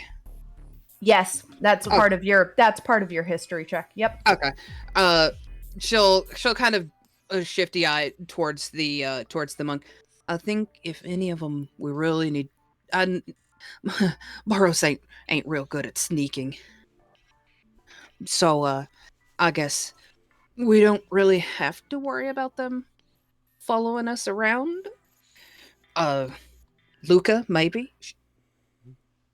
But, yeah. They're a lot more, attack first, ask questions later kind of folk now. Fair enough, still. I don't want any... If we're already going to have to start dealing with competition, it has been like 6-7 hours since we started this, and we already have competition. I really messed up on this one. Oh. It's in this moment. Whoops, sorry. Fine. It is not about you. This job is big. They did not tell us everything. And he looks at Finn, actually. Hmm? You know that too, right? Oh, yeah. They're paranoid enough that they're gonna scratch and claw at any merc they can get their hands on to try to get this job done fast. He points at the bucket where you have your vial. That was left behind on purpose. It has nothing to do with covering tracks. I do not like that.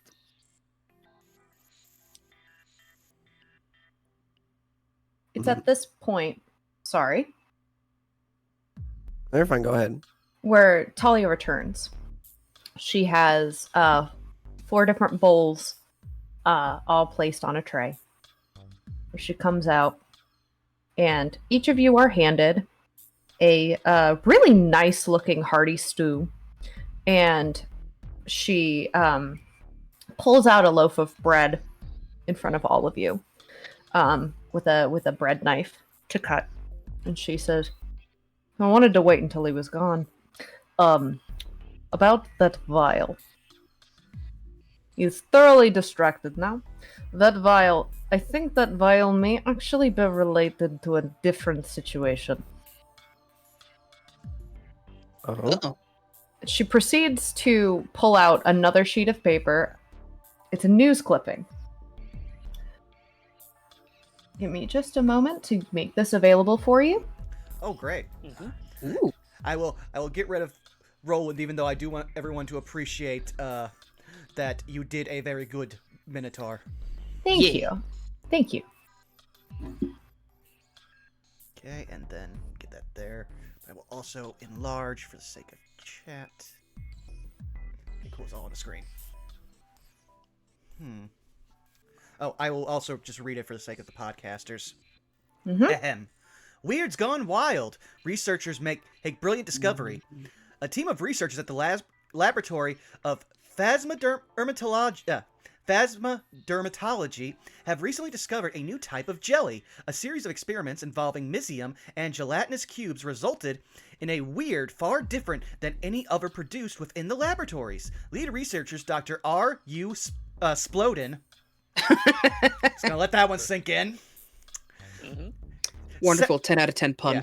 Said when the team noticed the changes in the weird, we almost didn't believe it at first. They reported that the most weird experiment resulted in living creatures that are a combination of elements merged together into an unstable harmony through arcane means. However, instead of becoming a combination of opposing forces, the gelatinous cube evolved into a predator, as stated by Dr. Splodin.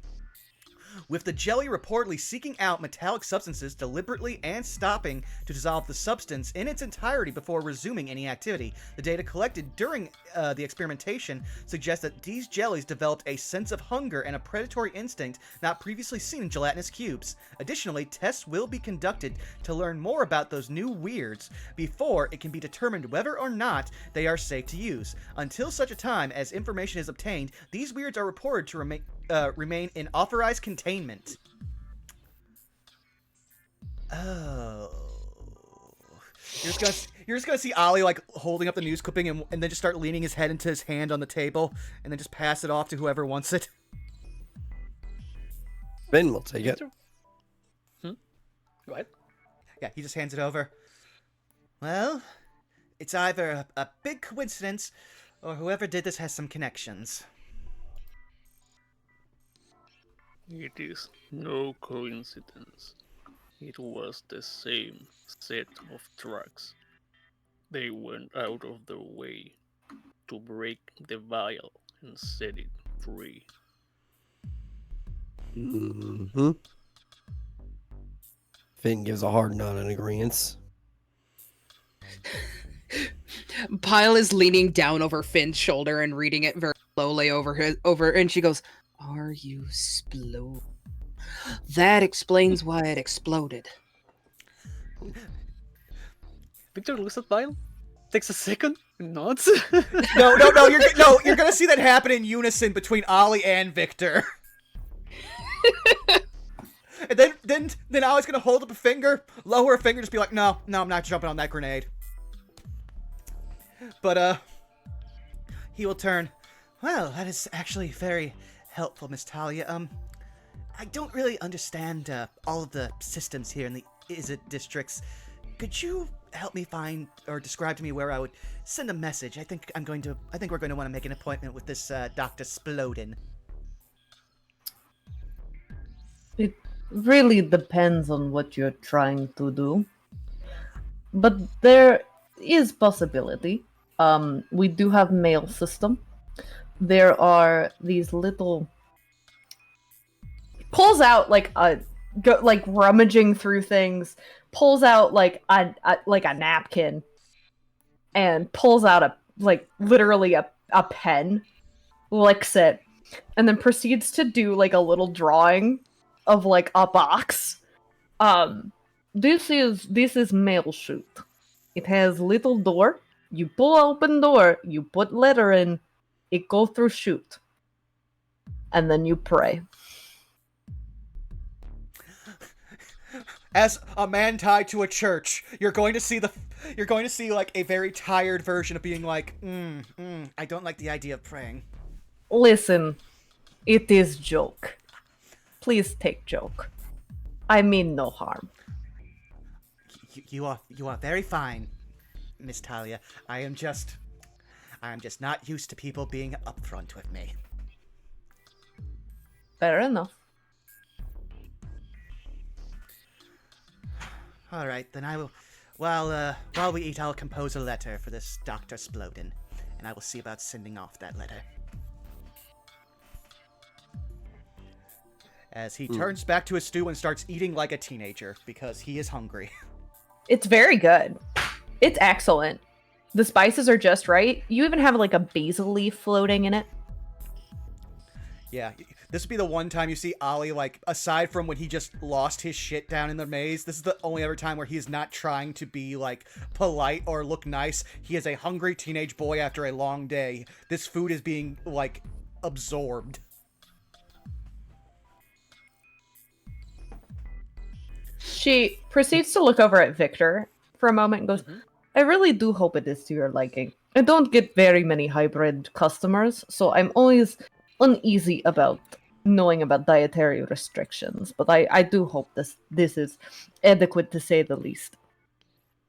So, Victor, you will see, like, he's really bad at hiding. Like, his body language. He was pretending to not see the dish at first, to not have to engage with it, but now that she has pointed out, it's like, oh, I made this for you. You see him, like, look down. There I am. Sure, it is delicious. And he actually sits down and tries to cover his face as much as possible, because what follows is not a nice, like, a nice view.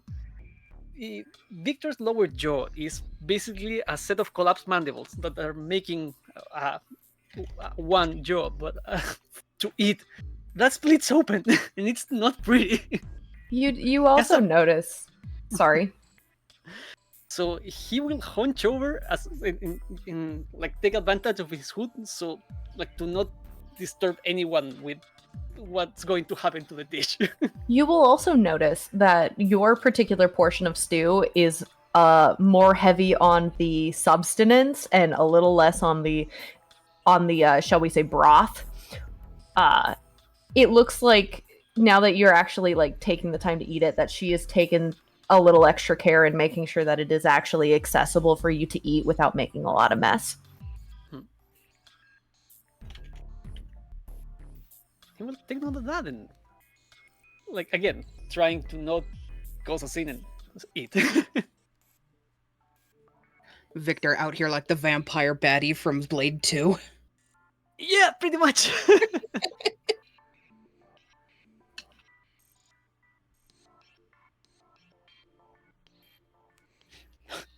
And if there is nothing else that you want to say in the moment, this is an excellent lull, and as our heroes proceed to eat their dinner, I think it's time for a break.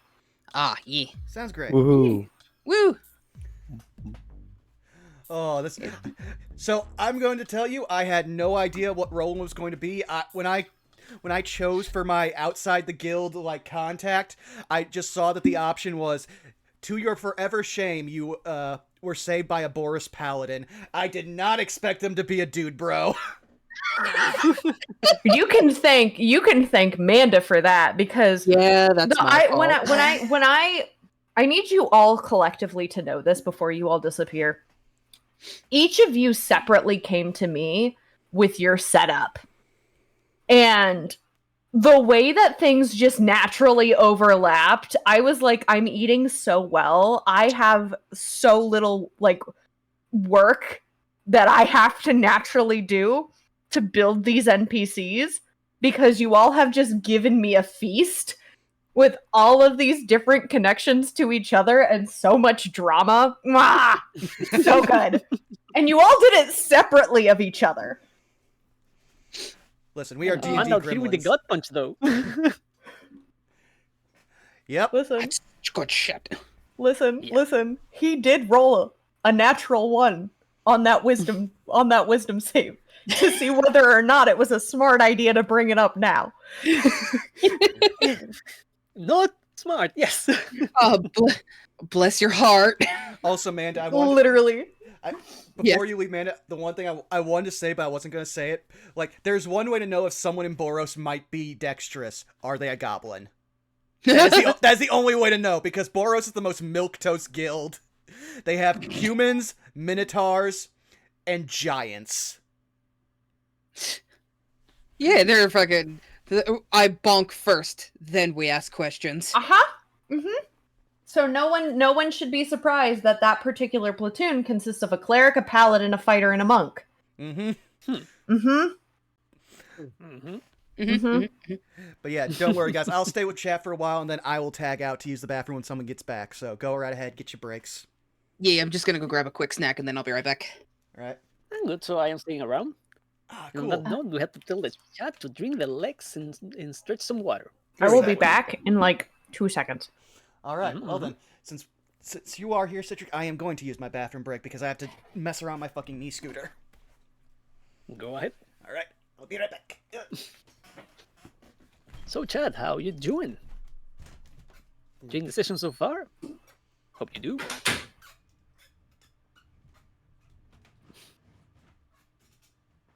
What we do in the meantime, though?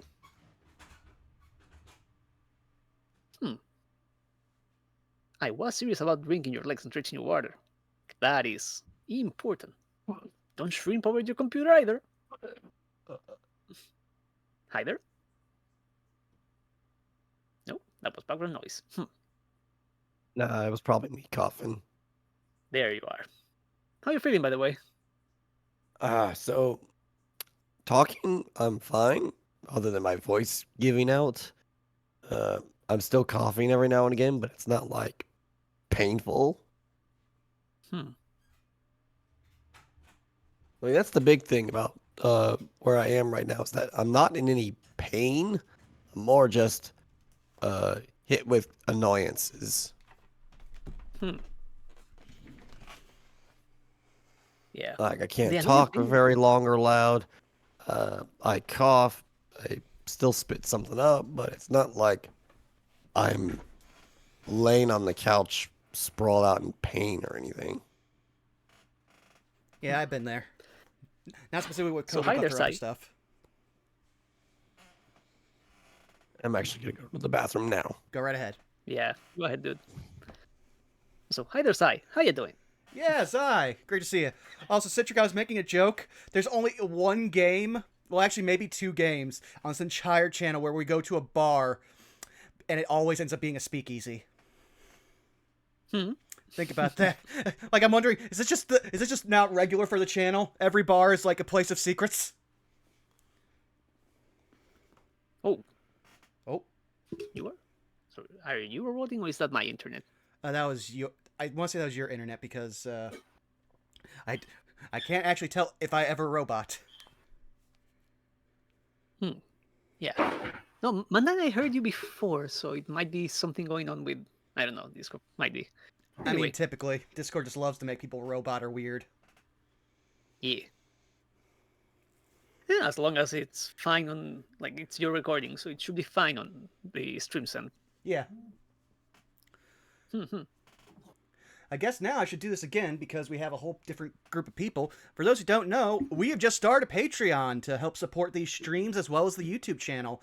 So if you want to support for different reasons, different ways, you can head on over there. I tried to make a bunch of very simple entry-level tiers, and depending on how things go, there will definitely be like updates and changes, but I've also been just trying to work on rewards for certain of those tiers. Like, for instance, I'm trying to create a subclass that I can give away for the D&D tier. I can at least give away the title while I'm still in the early stages of working on the mechanics.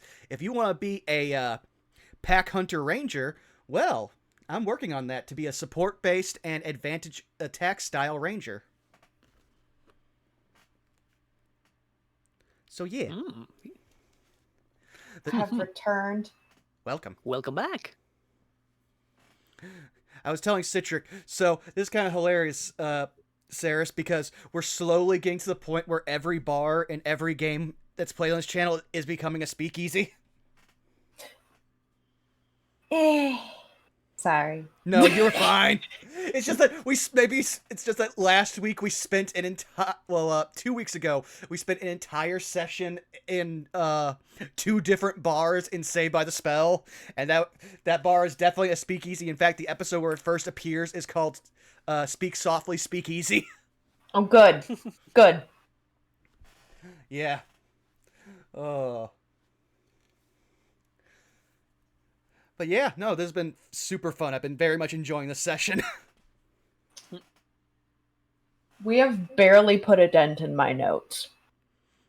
Oh, trust me, I look know. forward to it. And this part is fun because, like, again, Victor as a character is very like he doesn't focuses on the bigger picture generally, but finding the slime all the way back in episode 2, like, that thing bothered him, and now he's verbalizing it because that's it. It takes him a while to say things out loud.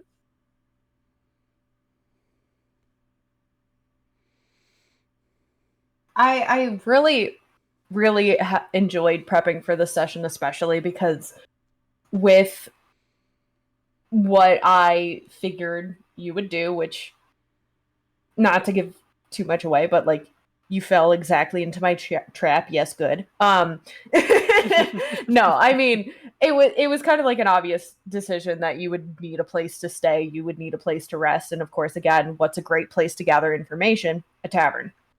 Yeah. But I was like, I really hope that the players leave this session feeling absolutely satisfied in things that they've, like, questions that you have had since session 1 or even like session 2 or even session 1 are going to have some more information. Like, little things that you're like, oh, this is odd. Like, yep, it sure is. Correct. I'm so glad you noticed.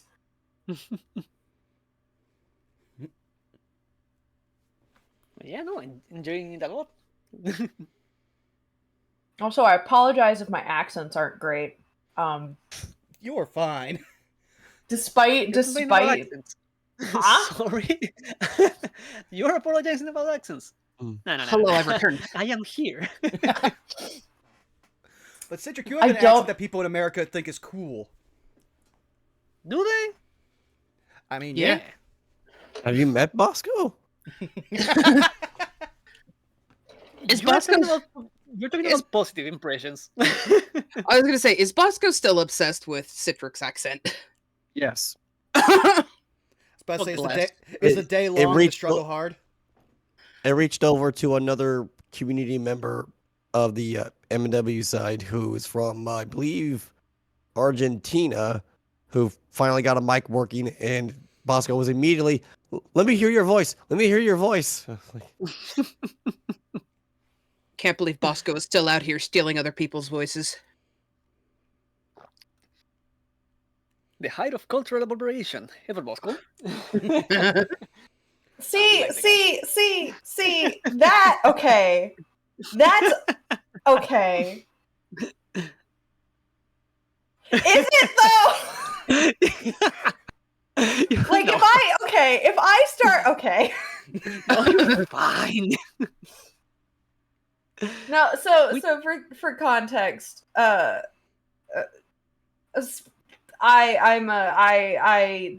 reason I'm kind of laughing over here is because I, being a Spanish speaker but a learner of Spanish, have been told that I need to pick an accent that is not Spain, like Castellano or Spain Spanish, and stick to it. And I'm over here going, wait, but isn't that, wait, no, but wait, no, wait, no, wait, but like, what if it is? I don't want to appropriate someone's culture, like. I mean, you will have probably if you go for Mexican, like you get a decent neutral Spanish for what is South America. Uh, European Spanish is very like specific, and compared to the vast amount of like people that speak it in South America, it's its own thing. I've been told, yeah. No, but European Spanish is fun in its own way. It has its own cadence. But yeah, if you are taking like one accent to go with, that one is a choice. Not that it's fun, but it stands out when most people you will encounter I mean, it's an assumption, but most people you will encounter speaking Spanish will be South Americans. Just a numbers game there. Uh-huh. Uh-huh. There's currently a tally ongoing between me and my mother whenever we go out to like a Tex-Mex restaurant here in the Midwest that has native Spanish speakers. She will have me, do the whole, order, do the thing, order in Spanish, and I will. And we're keeping a tally of how many people assume that I'm from Barcelona or Madrid. And I have to tell them, no, I'm sorry, I'm from the United States, and they're like, you can't be, you must be a foreigner, and I'm like, no, I promise, I'm not European, I promise. And even then, like you have differences within. Well, that's on every country. You will have regional dialects, but Mm-hmm. you will be surprised, like the difference within European Spanish, like what you will hear in the north, like northeast, which will be like Catalonia, Barcelona. You go to the northwest, and you have probably like Spanish mixed with Vasco, which the Basque Mm-hmm. Republic anyway. Mm-hmm. And you go south, and Andalusia is just beautifully musical. Like that's a different language almost. And then you've got Catalunya, and then with the influence of Catalan, and then you've got the Thetheo in the central. Yeah, it's we could be talking about this for hours. I mean, that's kind of what I'm banking on. Is just the like, hey, cool, we get to vamp a little, and I get to let my friends talk about stuff they're passionate about. I just win. No, and I mean, if we go like specific with what makes like European Spanish interesting, is that you have to compare what you guys have like with states as far as like size and population. Mm-hmm. Spain, which is a tiny country, it was broken down into smaller kingdoms, and a lot Mm-hmm. of those like have kept their like identities to this day. And that's why within a smaller country, like a real small country, all things considered, like you have Catalonia, where they still speak Catalan on top of Spanish. You will have Valencia down like right south of the region of Catalonia, and they have their own version of Catalan, and Valencians will get angry if I call it a version of Catalan, but fuck them. And like that's Valencian, and each region almost has the like keep a language besides like Spanish. So it's fun that within their own country they are all bilingual, bilingual. Sorry. Yep, and yet politics. But yeah, no, again, this is absolutely a topic that Citric, you and I could probably talk about for friggin' hours. Oh heck yeah! Because I had the opportunity to do a lot of, like, I didn't get the chance to, like we talked about, I didn't get the chance to study abroad, but I did have the opportunity to take a lot of courses on like Hispanic linguistics and and dialectology and, you know, history, literature, and culture. So this is absolutely a topic that we could talk about for literal hours. That being said, though, I believe we have everyone back. Mandy, you said you were back, right? Yeah, sorry, I'm muting because I'm crunching my way through carrots. Oh, you're fine. Crunching. Devour. I- Munch. I made a very stupid decision while grocery shopping this morning, thinking, you know, I should probably get some more baby carrots. I come home and I have a huge bag full of baby carrots, and I went, fuck. So now I have to aggressively make my way through these carrots before they go bad. On the upside, But- good meal for it. True. I was gonna say we could just call it immersion, and you could. No, I'm saying this as a joke, by the way, but we could call it immersion, and you could crunch on camera, and we could just say that you're eating. Heck, what's that crunching sound? Sorry. Oh man, I thought that I did a good job of cooking those carrots. I'm so sorry. I didn't realize they were still raw. That's a You can problem. always keep, you can always keep an alarm for Foley. Like, just break one and say, "I break this guy's bones." Like, and snap one. But if we are all back, I shall bring us in. Yep. It was so enthusiastic, Sako. I'm so sorry. I'm trying. I know you are, and I appreciate you so much. You are doing your best. So, as you amongst yourselves eat, you watch as Talia goes, you know, back to doing her job. There are notably, I mean, this is the busy hour. There are other patrons, but someone else proceeds to sit beside you. Sorry, you thought you were only getting 2 pieces of art today? You're getting no. 3. Oh, you You're spoil us. spoiling us. I Hey, brain did cell. so much work, Hey. okay? I wasn't joking when I told you they did all of the art except 2 pieces. So, you watch as this woman, this very feminine individual with curly hair pulled into a messy bun with notably bright blue, like, streaks in it, a very cheery face, and a red lab coat over, if it'll load, over what appears to be like gray sleeves, like an undershirt. I don't know why Roll20 has decided to choose Oh, violence. it load fine for the stream though. Yeah. For me too. Okay, excellent. Same. Yeah, I can see it. With goggles, and you do notice, like, on her face, you do see and on the lab coat, which is made of leather, mind you, you do notice the very clear evidence of, like, smoke and ash specks on the face and on the garments.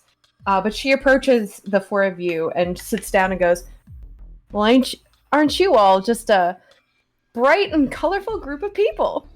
I haven't seen your faces around here before." Oh, we're just stopping by for a bit. Bit? What's got you in town? Visiting friends, we'll call it. Oh, Talia? Yeah, she's great. I love her.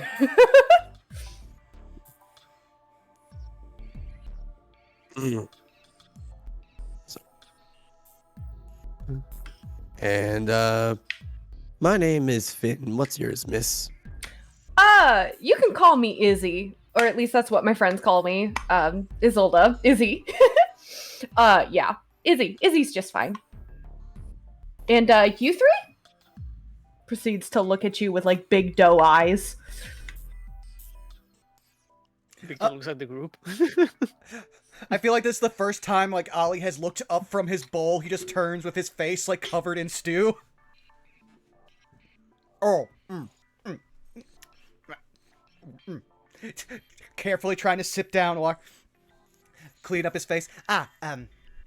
Oleander. Ollie for short.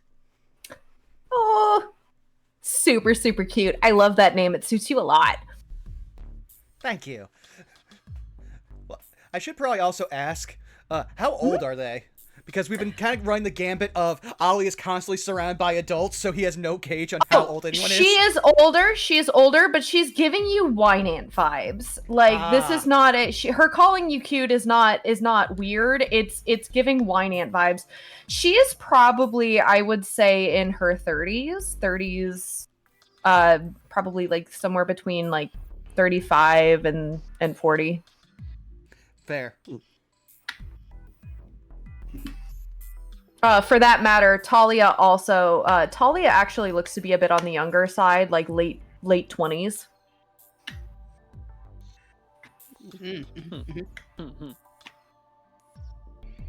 Pile, who's like mid-bite into a piece. Oh, her mouth is open like she intends to bite into the piece of bread.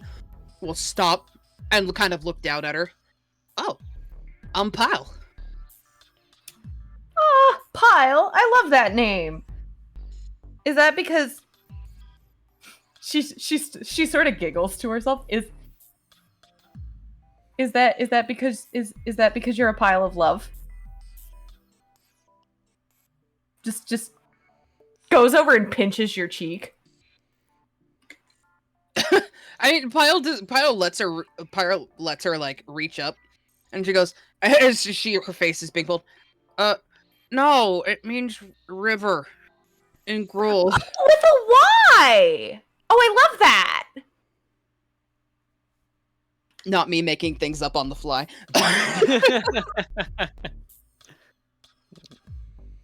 She'll kind of lift her head a little bit, kind of out of her reach.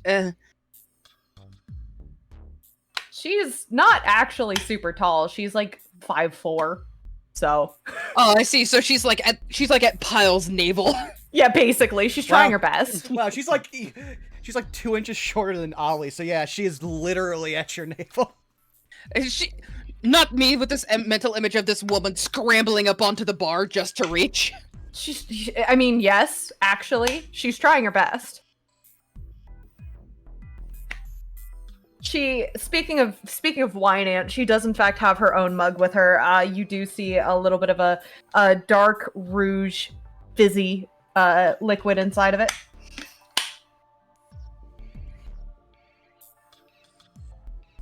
No, but really, what about you? Quiet one. You have a name, right? My name is Victor. Victor! I like that name. I want you to insight her. Oh boy. All of us or just Victor? Just Victor. Cool. I mean, I can imagine that I can tell by her outfit what she does, right? That's a one. I mean, she's definitely taken an interest in you. That's for sure. She definitely finds you interesting. When you ask, by her outfit what she does, what exactly are you? What do you mean by that? If she's with the cynic. She's not actually. Ah, okay. You can clearly tell that she's not a Simic. Perfect.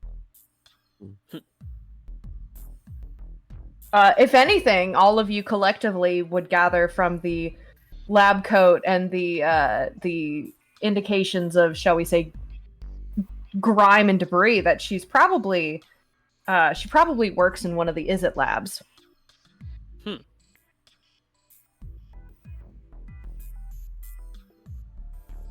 No, but really, what you said that you're just out here visiting friends. I mean, with all due respect, a Simic hybrid, a little Orzhov kid, a lovely centaur, and forgive me for assuming, are you you're not Azorius, are you? Looking at Finn. Oh, me? Yeah, you, Mr. Quiet. Oh, no, not me.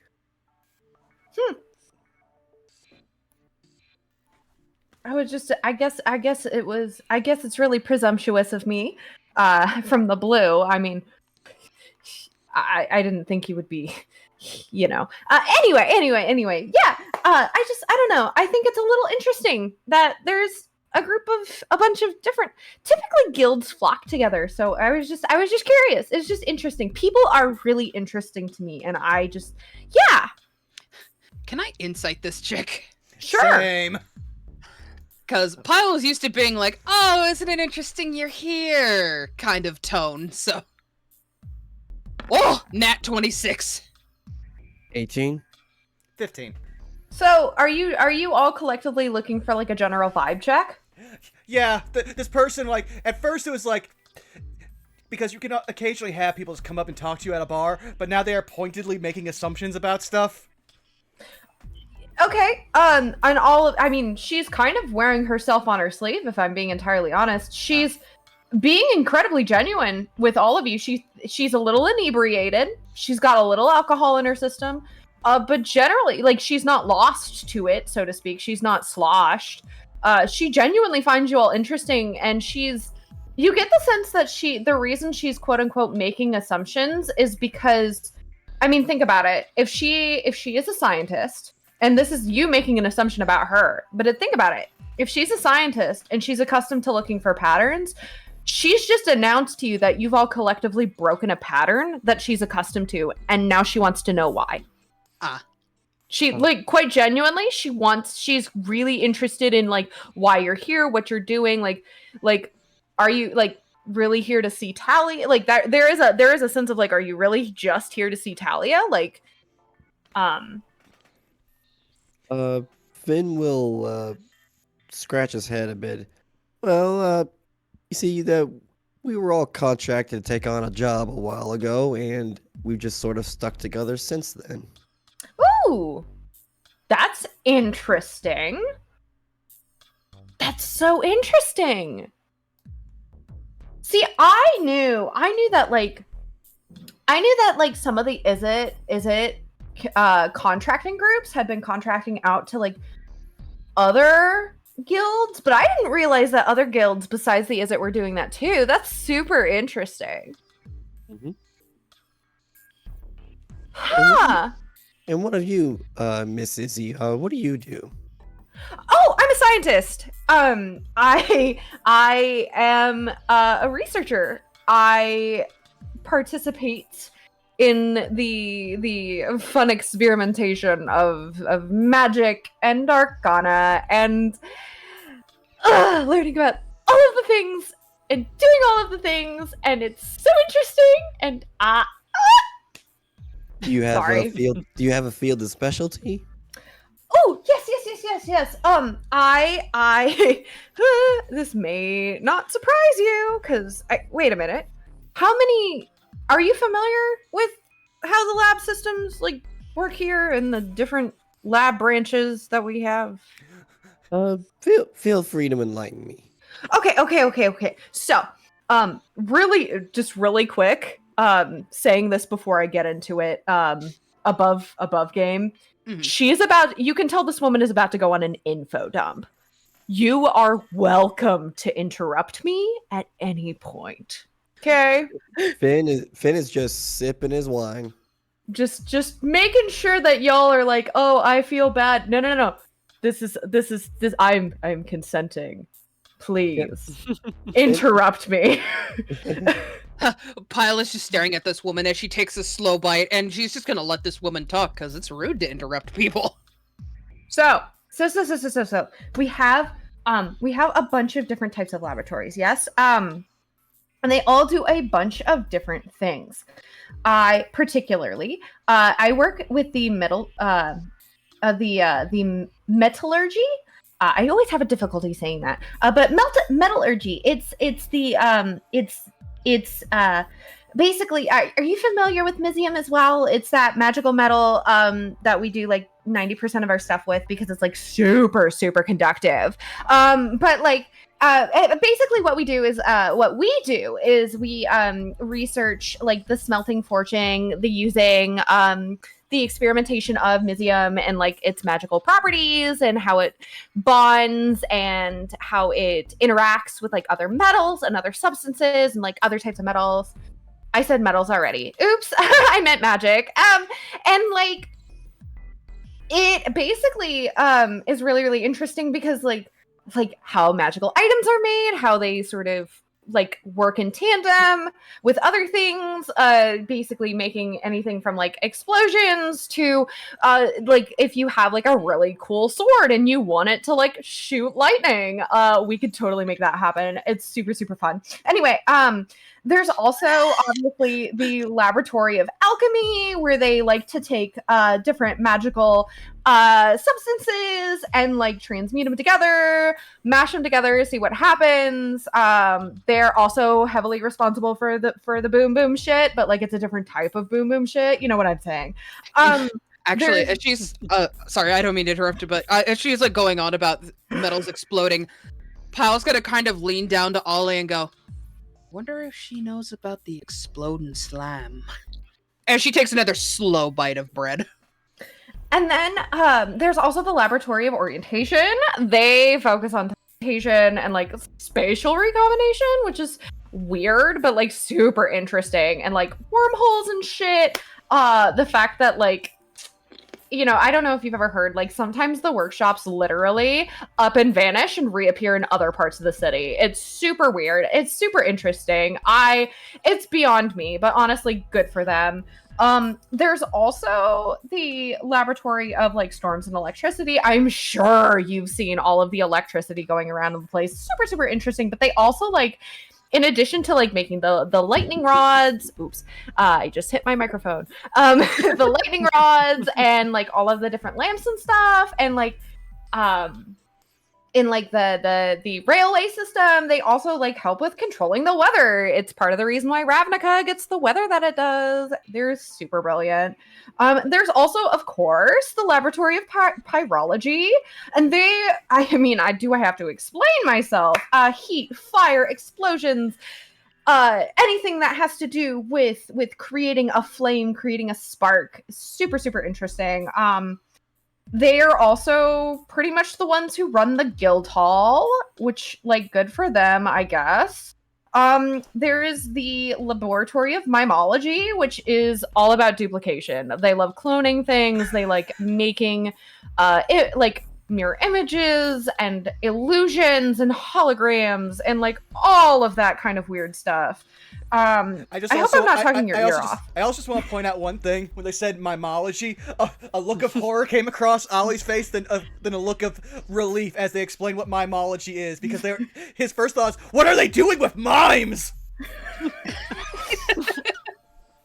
I hope I'm not bothering you, but like, anyway, there's the laboratory of continuism, which is all about temporal manipulation and like time shit. I don't believe that what they can do is like legitimate. It seems too risky, but you know, I guess it's a thing. And then there's obviously like arcane geometry, which focuses on like counter magic and like anti-magic and redirection. And then you've got, of course, the laboratory of gravitational inversion, which is all about gravity and flight. As soon as she says anti-magic, she'll kind of she'll lean her head a little bit towards Finn and look at him like, anti-magic? Yeah. She said the thing. Yeah, Finn will stop her at that one. The arcane geometry, the ones who make all about counter magic and all that. Yeah. Mm-hmm. Actually did have a question. Mm-hmm. A couple days ago, my friends and I were hanging out, and we happened to find ourselves, let's see how best to describe it. It's a handheld device about the size of a compass with some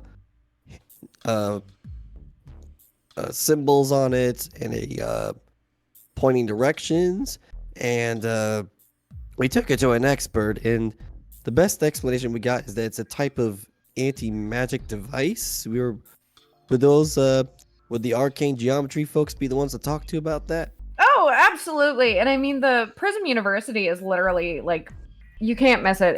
It's that one of the big building with all of the different steeples and pyres that's like not quite in the center of the precinct, but it's like towards the southwest, like it borders the Simic territory. For like obvious reasons, I guess, but like the Prism University, yeah, they predominantly work with arcane geometry, and they would know about like any anti-magic seals or mechanisms or what have you. Okay. How difficult would it be to meet with somebody from there, just to talk? It depends. It's one of those things where you kind of have to know somebody to get somebody. And do you happen to know somebody, Miss Izzy? She's gonna insight you. She's gonna insight you. All right. She's trying to read, like, are you pressing her for something, or are you just making like conversation? I'll just make a conversation. Finn is looking at her as just above game. Finn is looking at this motor mouth as, okay, we're getting a lot of good information. Let's take a gamble. And if she doesn't know, then that's fine. So she looks at you. She kind of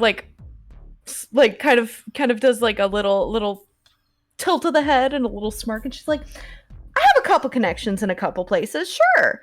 But then again, most of the labs, like, even if they don't necessarily know everybody inside, they kind of have an ins and outs of like what's happening.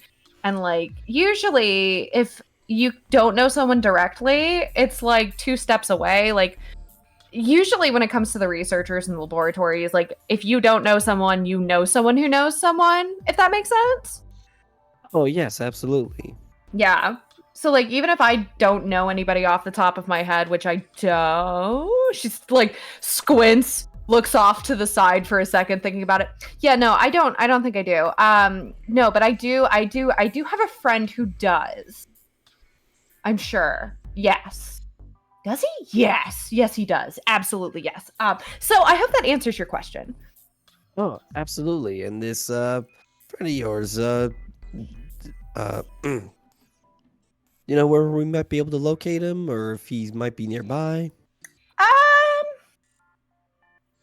I think she kind of pauses for a second, thinking about her words. I mean, yes, I do. He's not an Izzet though. Oh, really? I hope that doesn't deter you at all. Oh, no, absolutely. I mean, look at us, as Finn gestures to all of us. Doesn't look like we're discriminatory. Oh, you know what? Valid point. That's silly of me.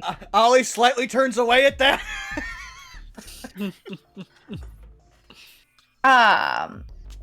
Yeah.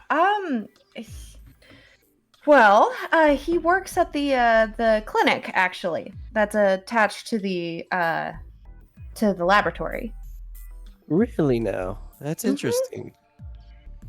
I think I did see the clinic earlier. It looked a little out of place with all the shiny metal and everything. I totally get that. We typically have to have at least 1 clinic per district that's in the Izzet territory, because we have a tendency of accidentally causing bodily harm, and the Simics are the best medics around, so we kind of have to like let me just put it this way.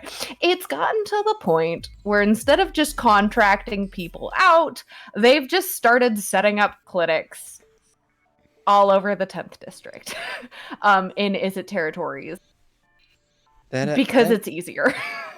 That is absolutely fine. That makes sense. Perfect. Oh, I did forget. I'm so sorry. I did forget there's one other type of lab. I don't know if you care. It's called the plasma dermatology. They make weirds. We did see an article about that, about a new type of slime that they found. Oh, really? Oh, is it that one Dr. Splodin did about like slimes that can eat metal? Yes, that's the very one. super interesting. I haven't read the actual like recorded analysis yet, but like I'm super interested in it, especially because they were like they literally came to us asking for museum samples, and like that's so weird. Why would you give a weird museum sample? But then like hearing about the article, super fascinating.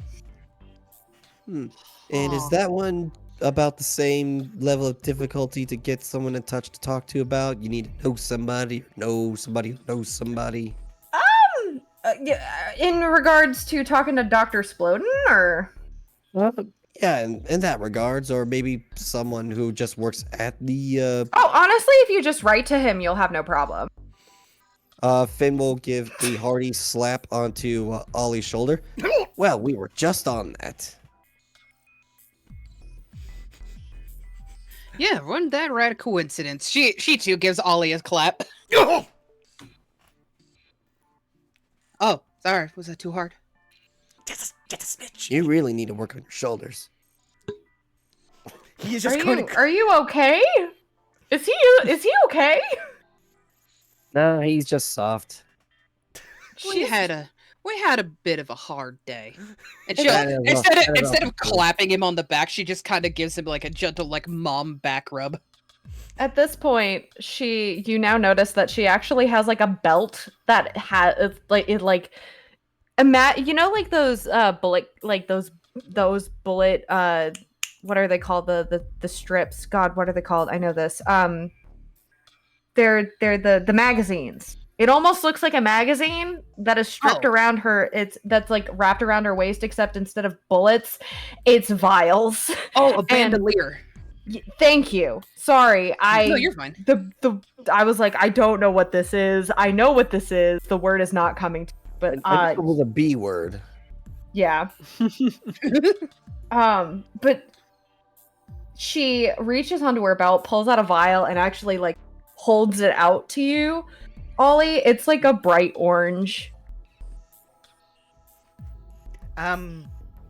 Context? He'll say, like, just holding the vial between, like, thumb and index finger. Respectfully, dear, you look worse for wear, and it's a minor healing potion. Ah! Well, above game, I have all my hit points because we hit a short rest, but he does have visible wounds, so he will take it and imbibe to properly close those, at least in character. Refreshing. I just you look a little worse for wear. And with them slapping you, I wasn't sure if you were gonna fall over or not. Honestly, flip a coin. No, that's Kyle fair. kind of shifty eyes. Like, oops.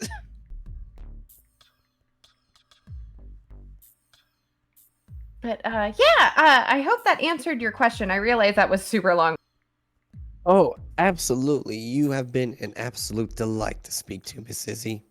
Oh, speaking of the news, there was one other. I don't know if you saw, since you said that you were, there was one other new one. I don't know if you saw it. But she ends up pointing over at the wall that you realize she was actually standing over before she walked over. The giant cork board. That's our the equivalent of like our news board. A lot of times what they'll do is they'll have people like print out copies of just the buzzings, the news, things that have been happening, things that have been reporting on, and they'll just stick it over on the wall. So if you're like interested in learning more about like Izzet stuff in general, like things happening in the district, that's going to be your best place to go. Perfect. Let's see here. Finn will give a polite nod.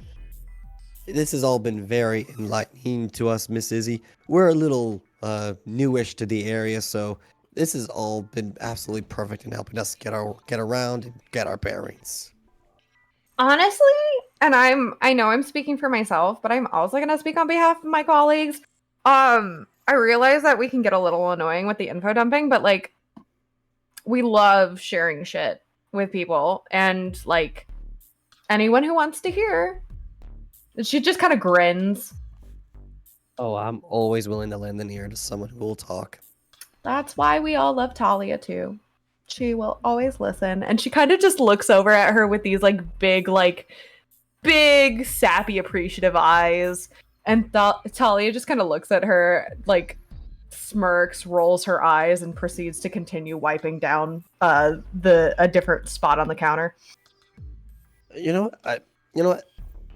For all your help with us, can I get you a drink or something to eat? If you'd like, hey Talia, you wanna, she kind of shakes her mug. You wanna top me off? Be a babe, please. Please, girl boss, let's go. Talia just kind of like slowly takes the mug and slides it across. I suppose I could top you off, although I won't give you too much after. I know that you're a lightweight. You will hit your limit sooner or later, and I am not carrying you home again. That was one time. Gosh. And with that, Finn will put a gold on the table, and I'll go ahead and cover that. Very well. Slides it. Takes it. Well, at this point, I'm gonna be out of your hair. I mean, of course, unless you want to talk more, but like, I see you have a lot of things to do and you all look very tired. So I am gonna be out of your hair, but again, if you want to come talk to me, you can always find me here after work hours, or if you ever like weirdly need something, you can absolutely just send over like, I don't know, mail, I guess, and we can like schedule a meetup place or whatever. Unless you have sending, then just use the sending spell because that's easier. But yeah, I'm over at the laboratory if you need anything. Of course. I may take you up on that, but for now, we may need to retire here soon. It has been an absolute delight. For sure. She grins, takes her newly topped off mug, and proceeds to like flit, sauntering, like very like tipsy, not quite smashed, not quite sloshed, just having a good time, heads over into the crowd and proceeds to sit down somewhere else. Talia behind the counter. Oh no, she's white girl wasted. Why do you think Talia said that was her getting cut off? Valid. Well, that Finn will turn back to the group. Well, I'd say that was very enlightening. Wasn't it though? Didn't understand most of what she was saying, but she seemed real enthusiastic about it. Oh, I got most of it, but the important things is, as he points to Ollie, you're going to need to go ahead and get started on that letter to the doctor, and points to Victor, your idea of seeing the clinic actually was a good one, because that's how we're going to get inside and figure out the anti-magic fella. Victor nods. Well then, Ollie will pull out a piece of paper as well as a seal, some wax, and everything else, and begins putting together a note that is saying that a interested party from the Orzhov Guild would be looking to fund research into his discoveries into the metal-eating ooze weirds, and would like to have a chance to hear about those findings before any investments are made. Sure enough. Yep. Finn will go ahead and head over to that bulletin board and try to catch up on any other news or goings on in the area. Absolutely. And I can automatically tell you that she said that there was one that was most recent. You can clearly tell based on placement, like it's right smack dab in the center of the board, and you can tell that it is the freshest. It doesn't have so many tears. It doesn't look like it's been, repositioned or anything like that. And I will go ahead and let you read it. Okay. Make that big for. I was gonna say I ain't reading shit right now. Don't worry. Sorry. Let me take a drink. You're good. We'll have Right, I'll read it in his best Columbo voice. Oh, how you gonna do that to me? Okay. Construct repair delays set to create chain reactions. Multiple organizations have filed complaints regarding an ever-growing backlog of disrepaired constructs. A meeting was called last Monday to address the oncoming complaints between a lead contractor at the Laboratory of Metallurgy and the respective organizations. At the meeting, Lane and Sinker identified a possible explanation for the delays in artificery. Our team is responsible for the allocating of the supplies of Mizium that are distributed among the city. However, our most recent audits have reported errors in the process of Mizium collection, storage, and distribution, said Sinker. Sinker also said that these audits highlighted an unexplainable shortage in Mizium quantities, resulting in upheavals in the Mizium distribution. While the cause of the shortage remains unknown, this could potentially explain the increase in delays. At the time of the report, no end to the delays is in sight, and it is expected that non-priority construction repairs and development will remain halted until a resolution can be found. And I'm also sorry that my Columbo slowly just turned into Eddie Kingston. Oh, wait, so no, let me finish off. Partner! Any other articles of interest that jump out?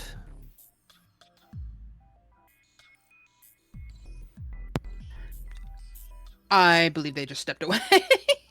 Oh no. Cats. It's all good, it's all It good. happens. Yeah. Cat. Scrunkle cat. Well, then I'll share this because I know at least several people in this call will like this meme while I also get ready to vamp for the group. Also, for reference, Manda, Oh, yeah. yes, Persona 3, let's fucking go. Yes, I am very much looking forward to the remake because that is my go-to Persona game. I really liked 5, but I've never really gotten into 4, and everyone's like, 4 is the greatest one. I'm like, no, that's just the one that you all started with. Sorry about that. Oh, you're See, fine. I'm the You're fine. All good. See, I'm the opposite. I never played 5. We loved 4. However, Persona 3 was the one that me and Kyle spent ungodly amount of hours on. We got the special edition that came with the question and the answer. Ah. It's the answer is a slug. However, it has some of the best boss music. So, Sarah, I was asking if there were any other articles on the bulletin board that stand out. You see, and I wanted to save you from too many handouts, but you do see a couple others. You see one that talks about the increased number of projects involving particularly explosions and offensive sorts of arcane and weird experimentation. This article talks predominantly about how a massive upscale in in reactive materials and in the sorts of very dangerous results in terms of how these it seems to be a lot of objects, as well as again the weirds, as well as construct building and weapon design have resulted in a debate about safety protocols and how they might need to be updated. Sort of citing the article that you read earlier, Gone Wild, you note that the opinions shared by one of the district, shall we say, political leadership that is not Izzet, has actually asked for stricter sort of provisions and cautionary measures being taken. And this goes beyond the new weirds needing to be contained, as there is a growing concern that damage could get out of hand and actually impact civilians. You see another one as well. Sorry? Oh no, I was just humming in agreement. Okay. You see another one that talks about how the Izzet seems to be really focusing on improving its relationships between some of the other guilds as a result of a combination of political and scientific sort of participation and collaborations. You see, in particular, there is discussion about Simic collabs, specifically designed to incorporate magic, technology, and nature. You see conversation about medicinal uses, particularly regarding a result in the weaponry design, as well as just in general trying to see if technology can be used to advance medicine. But you also note a little bit about the shall we say the participation of the undersea and possibly utilizing water to sort of further facilitate a less pollutive alternative to certain types of structures, which of course would further impact the sewer systems and the connections from the zonuts or the sinkholes, as it were, that connect the undersea to the rest of the city.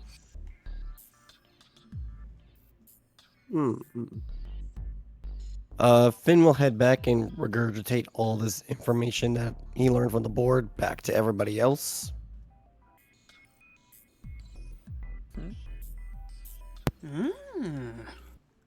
Well, ain't that rat interesting?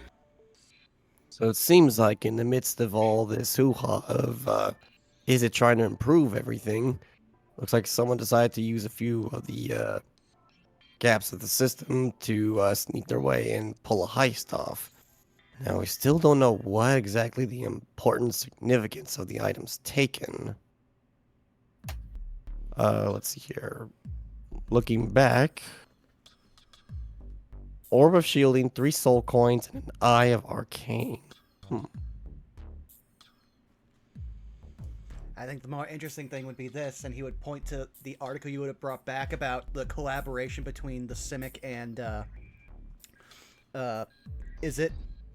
That's probably where a connection was made to start making this team. Just have to figure out how Golgari fits in. That's right, and...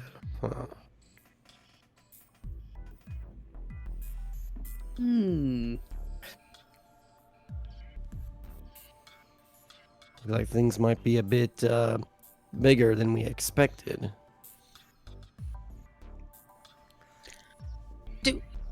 Pyle will kind of lift her hand a little bit. Yes, Miss Pyle.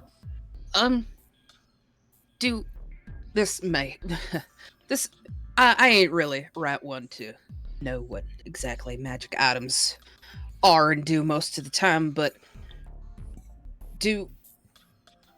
could they be combined into something? Well, potentially. 'Cause One of those laboratories she mentioned was all about breaking down and understanding magic items.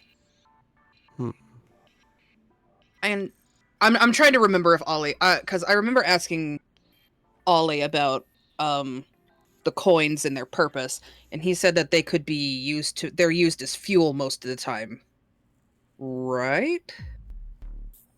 Or they had the potential to be used as fuel. Mm-hmm. I'm not sure how that would work, but again, I'm not an Izzet. I specialize in the magic of life and death, and only know broad strokes about the rest of magic. But if, okay, and she puts her fingers, like her two index fingers on her temples, like she's trying to force her fucking brain cell to work. Okay, but if they are breaking down things to see how they works, and the Orzhov know how to use the power that coins would have, are they trying to use the energy from those specific atoms to make She's trying really hard to put it into words. It's like it's she and I are having the same problem. It's right on the tip of our tongue of what we want to explain, but it's just like slightly off.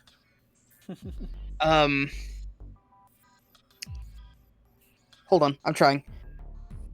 Actively struggling. You're good. I guess what she's trying to put into words is, are they trying to harness the power of the soul coins in the same way the Orzhov can, without directly involving the Orzhov?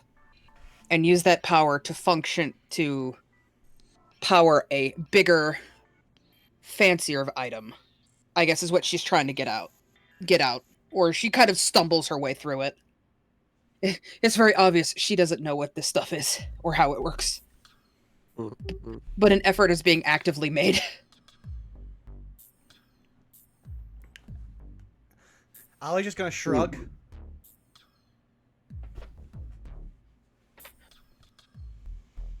Certainly in the possibility. I mean, with the Izzet, they could make almost anything happen out of the items that you toss them, so it's not outside the realm of possibility.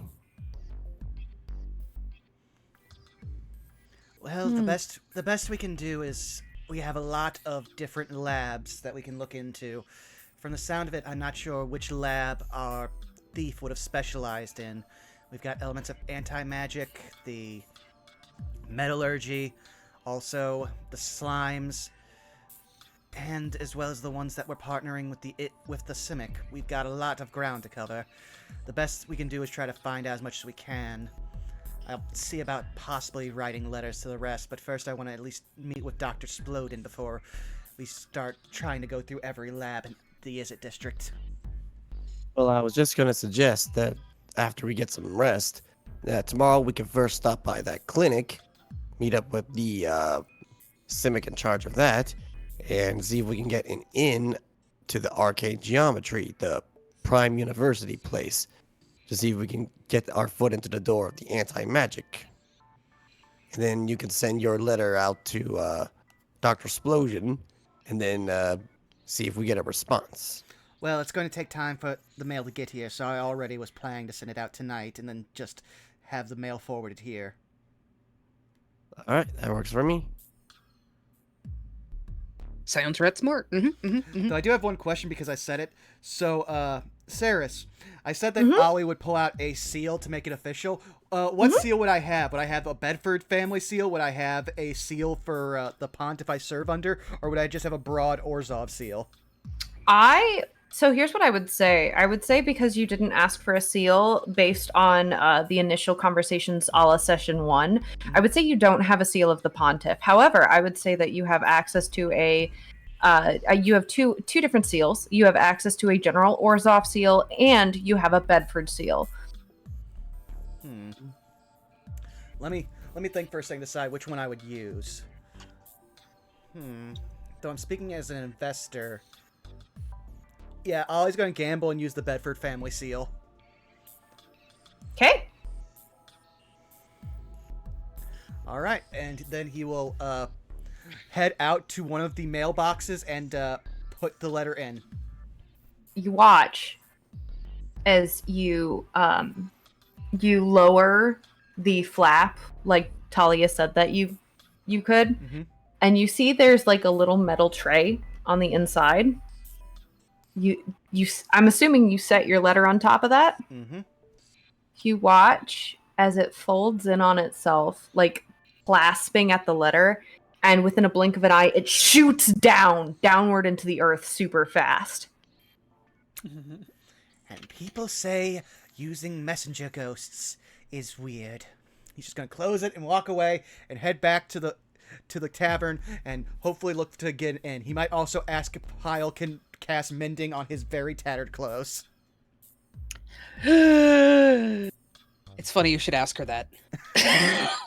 Oh? I don't have mending. I thought you did, because I thought that came up when we were looking at the broken sword. I can probably swap it in after the long rest. Ah, that's fine. He just has to look presentable. Listen, man, half this job is looking the part. But yeah, I mean, as soon as blah, blah, blah, hapakapa. Uh, but yes, she'll nod and be like, I need to get some rest first, but yeah, I can fix this right up for you, right nice like. You will see his shoulders sag in like actual relief, and he'll be like, "Great, I'm just gonna go lay down." Yeah, understandable. she says her shoulders sinking.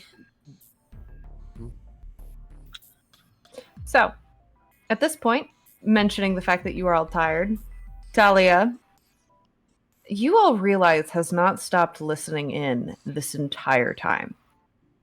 Hmm? Slides 4 skeleton keys across the table.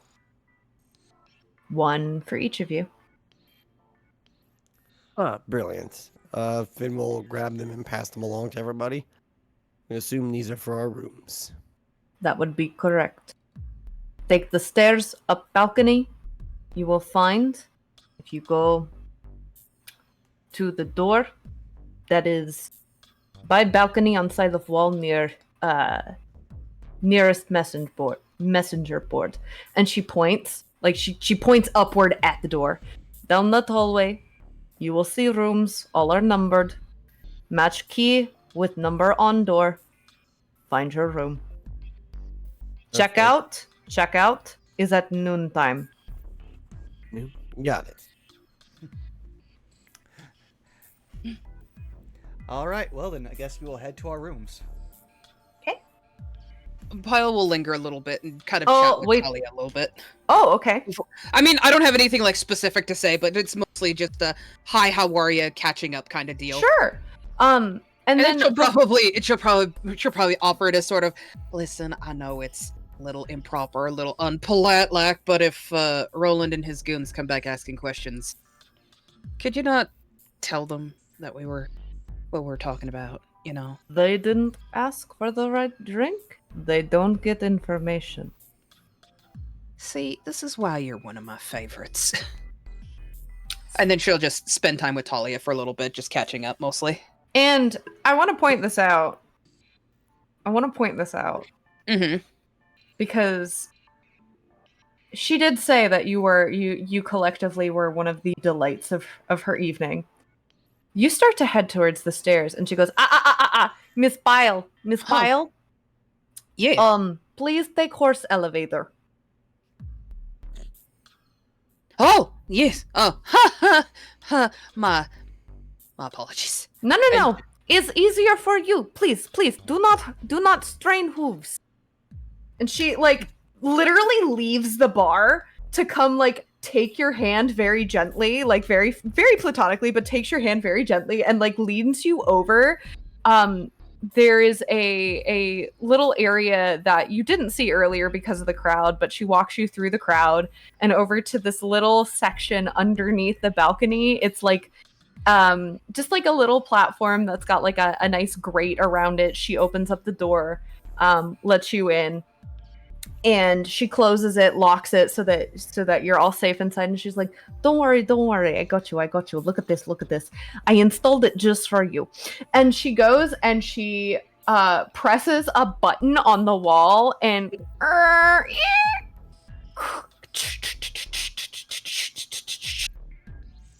it just like slowly raises you up into a trapdoor in the balcony. And when it stops, like you hear it click into place, and the latch on the little grate fence thing unlocks itself for you. Oh, wonderful. She'll thank her because, admittedly, her legs are real fucking tired. And climbing stairs, she climbed stairs twice today. Let's not have to do that again. And the four of you at one, in your own time, which I don't know if the three of you were doing anything besides going into your room. I would say No. Oh, go ahead. You guys go first. I was gonna say, Finn's not doing anything particularly different. He's just heading straight to bed, making sure that the room is secure and that there's no way that someone could sneak something in without him knowing. Then clock out. Cool. We will get to that in just a minute. Vaughn? So Ollie will go in. He will lock the door. He will strip down to the just underclothes because he didn't expect that he would be sleeping away from his apartment today. Mm-hmm. But he will reach in and pull out something that he always keeps on him, or like the most recent, and he'll pull out a small little like a mini magazine, and he is going to read a pulp thriller. He's addicted to that kind of trash because he's a teenager. He's going to read that until he falls asleep. Okay. Victor? Before leaving, but I assume like this is going to be before Pile's interaction with Talia. Mm-hmm. Peter will actually like hand over back the ball and say, "I really liked it. Thank you." Oh, I'm so glad to hear that. I wasn't entirely sure what with the mandibles, but I'm so glad to hear that you like it. Please come again. Please, really. You're a delight. Will do. Can I ask for a piece of bread though? How many do you want? Just a small one. She slices you a good piece of bread, and then she pauses. Do you want butter on it? That will be just fine.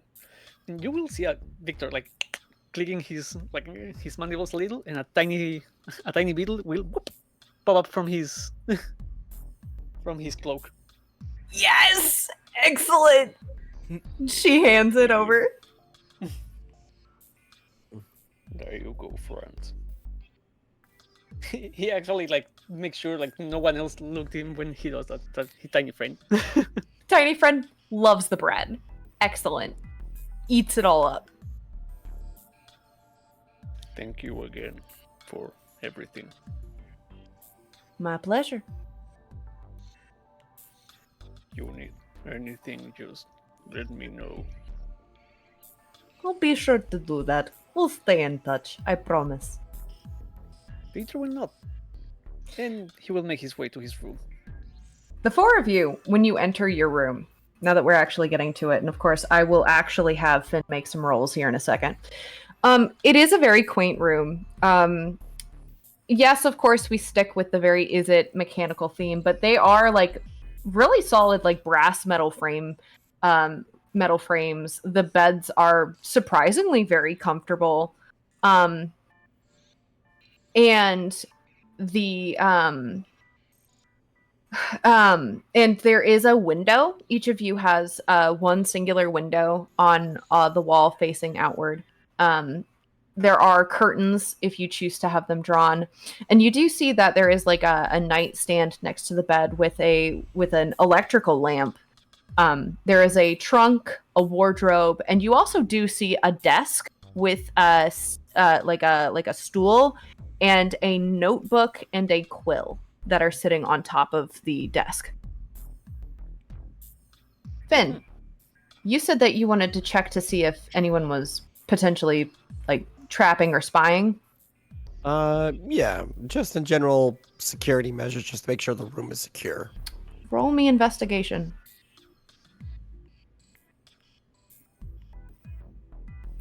That's a natural 27. Hell yeah. Nice. So first things first, obviously, you notice that the there's the lock on the lock on the door, obviously. You do notice that there is a lock on the window as well. Currently speaking, it is currently it's one of those like sort of clicky switchy locks. And it's currently in the locked position, although the blinds are currently open. Upon further investigation, you do notice that there is sort of like in the drawers of the desk, you notice a couple of like empty vials, which don't seem to they seem to be pretty harmless. And then there's a moment where you swear you saw a shadow move underneath your bed. and then you look under your bed and you make eye contact with a small mouse that sort of sniffs in your direction before scrambling and squeezing its way out from underneath the door. Finn will, let's see here. Looking at everything that's available in the room. Well, firstly, close the curtains to the window. And then for the crack under the door that the mouse slipped through, let's see. I'm trying to think of what I have here.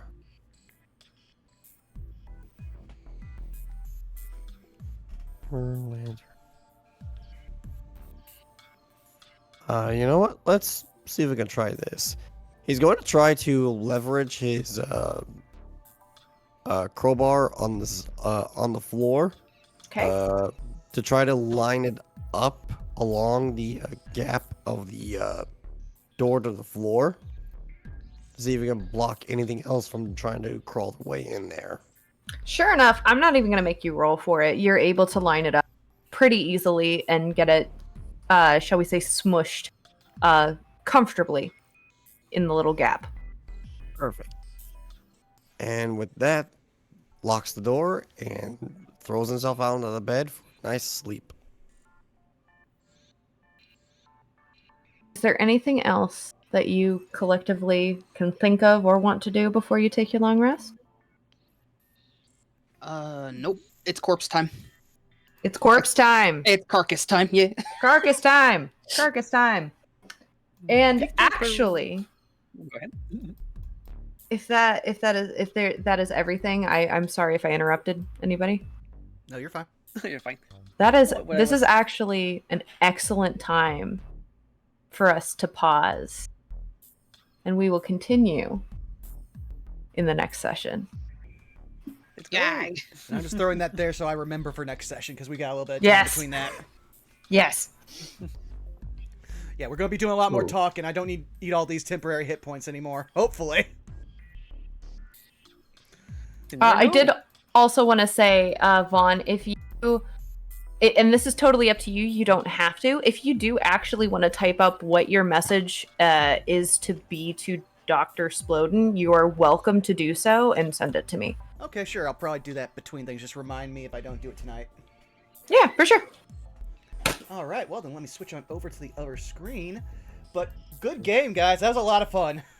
Yeah. Yeah. Hope that wasn't too much of an info dump. No, you're fine. I love it. Finn is an investigator. He loves it when he gets someone who's actually willing to talk. And Ollie honestly needed a meal and a nap. He hungry and angry. It's been a long day for him. Yup. Oh, but yeah, I will look forward to that. I believe we are not going to be having a session next week just because, again, scheduling conflicts. So look for us in another 2 weeks. But aside from that, how about we just start going around the horn and letting people know where they can find us? Amanda, how about you go first? Okay. Now that my brain is a little less scrunkled. I am Mandaloo. I played Pyle today.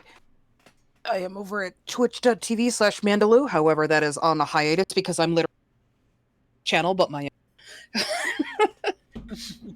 you can find me over on the Cursed Bird app. You can also find me on the Blue Sky Spadoinkle app.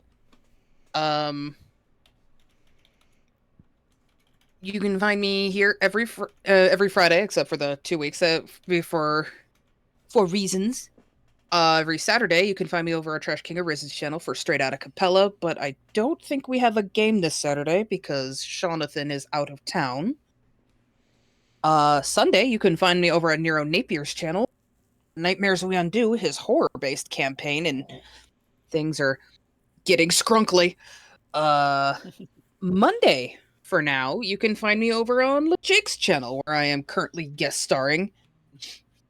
And you can find me again over at Trash King Arisen's channel on every other Wednesday for Bearers of the Torch.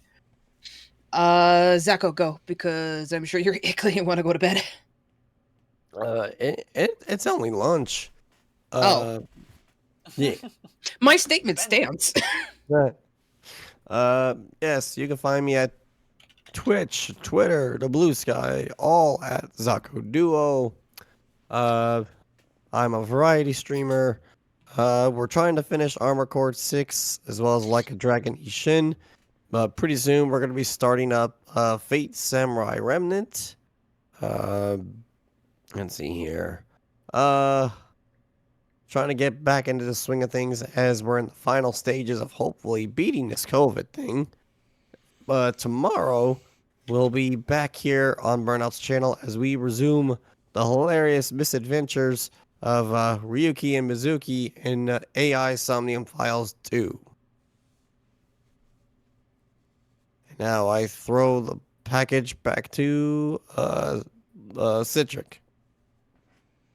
We keep changing the object. The I'm object starting will to change worry. it to morale and chew. I'm sorry, I'll shut up. No, you're right.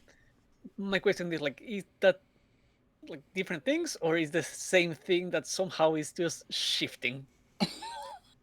Because that's boring. I do not like the shifting object. It's a I like mimic. my universe to be constant. Anyway, yeah, I'm Cedric King. You can find me pretty much anywhere at Cedric King, posting stuff when that happens, and that is pretty much all around in Twitter, Blue Sky, Tumblr, Instagram, Newgrounds, and more places where I can get my hands on the handle, which is a lot of places. Other than that, I am here for every Friday we have a session, and that is pretty much me. So I can handle the now it's a ball, the ball to our lovely DM. Serious, It's a bowl now? I do not question the object now. Okay, It is okay, I it is catch the object. bowl. I catch the bowl. The mimic bowl. You can find me over on Twitter, Blue Sky, and Tumblr at TXDXL or Instagram at TixDixel. Again, commissions are currently open, limited in slots, but they are currently open. I do the art thing. If you like what you saw today, I do more of that stuff. I also have a cartoony style that I also offer. And I do the DMing stuff here on this channel. Vaughn, here's the horseshoe.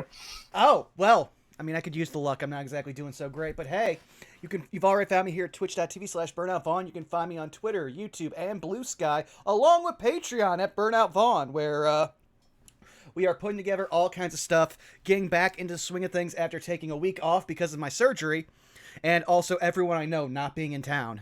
So that makes streaming very easy. But that being said, look forward to more stuff to come. We are possibly going to be switching up some stuff with Wizard Sid Plays along with some other stuff.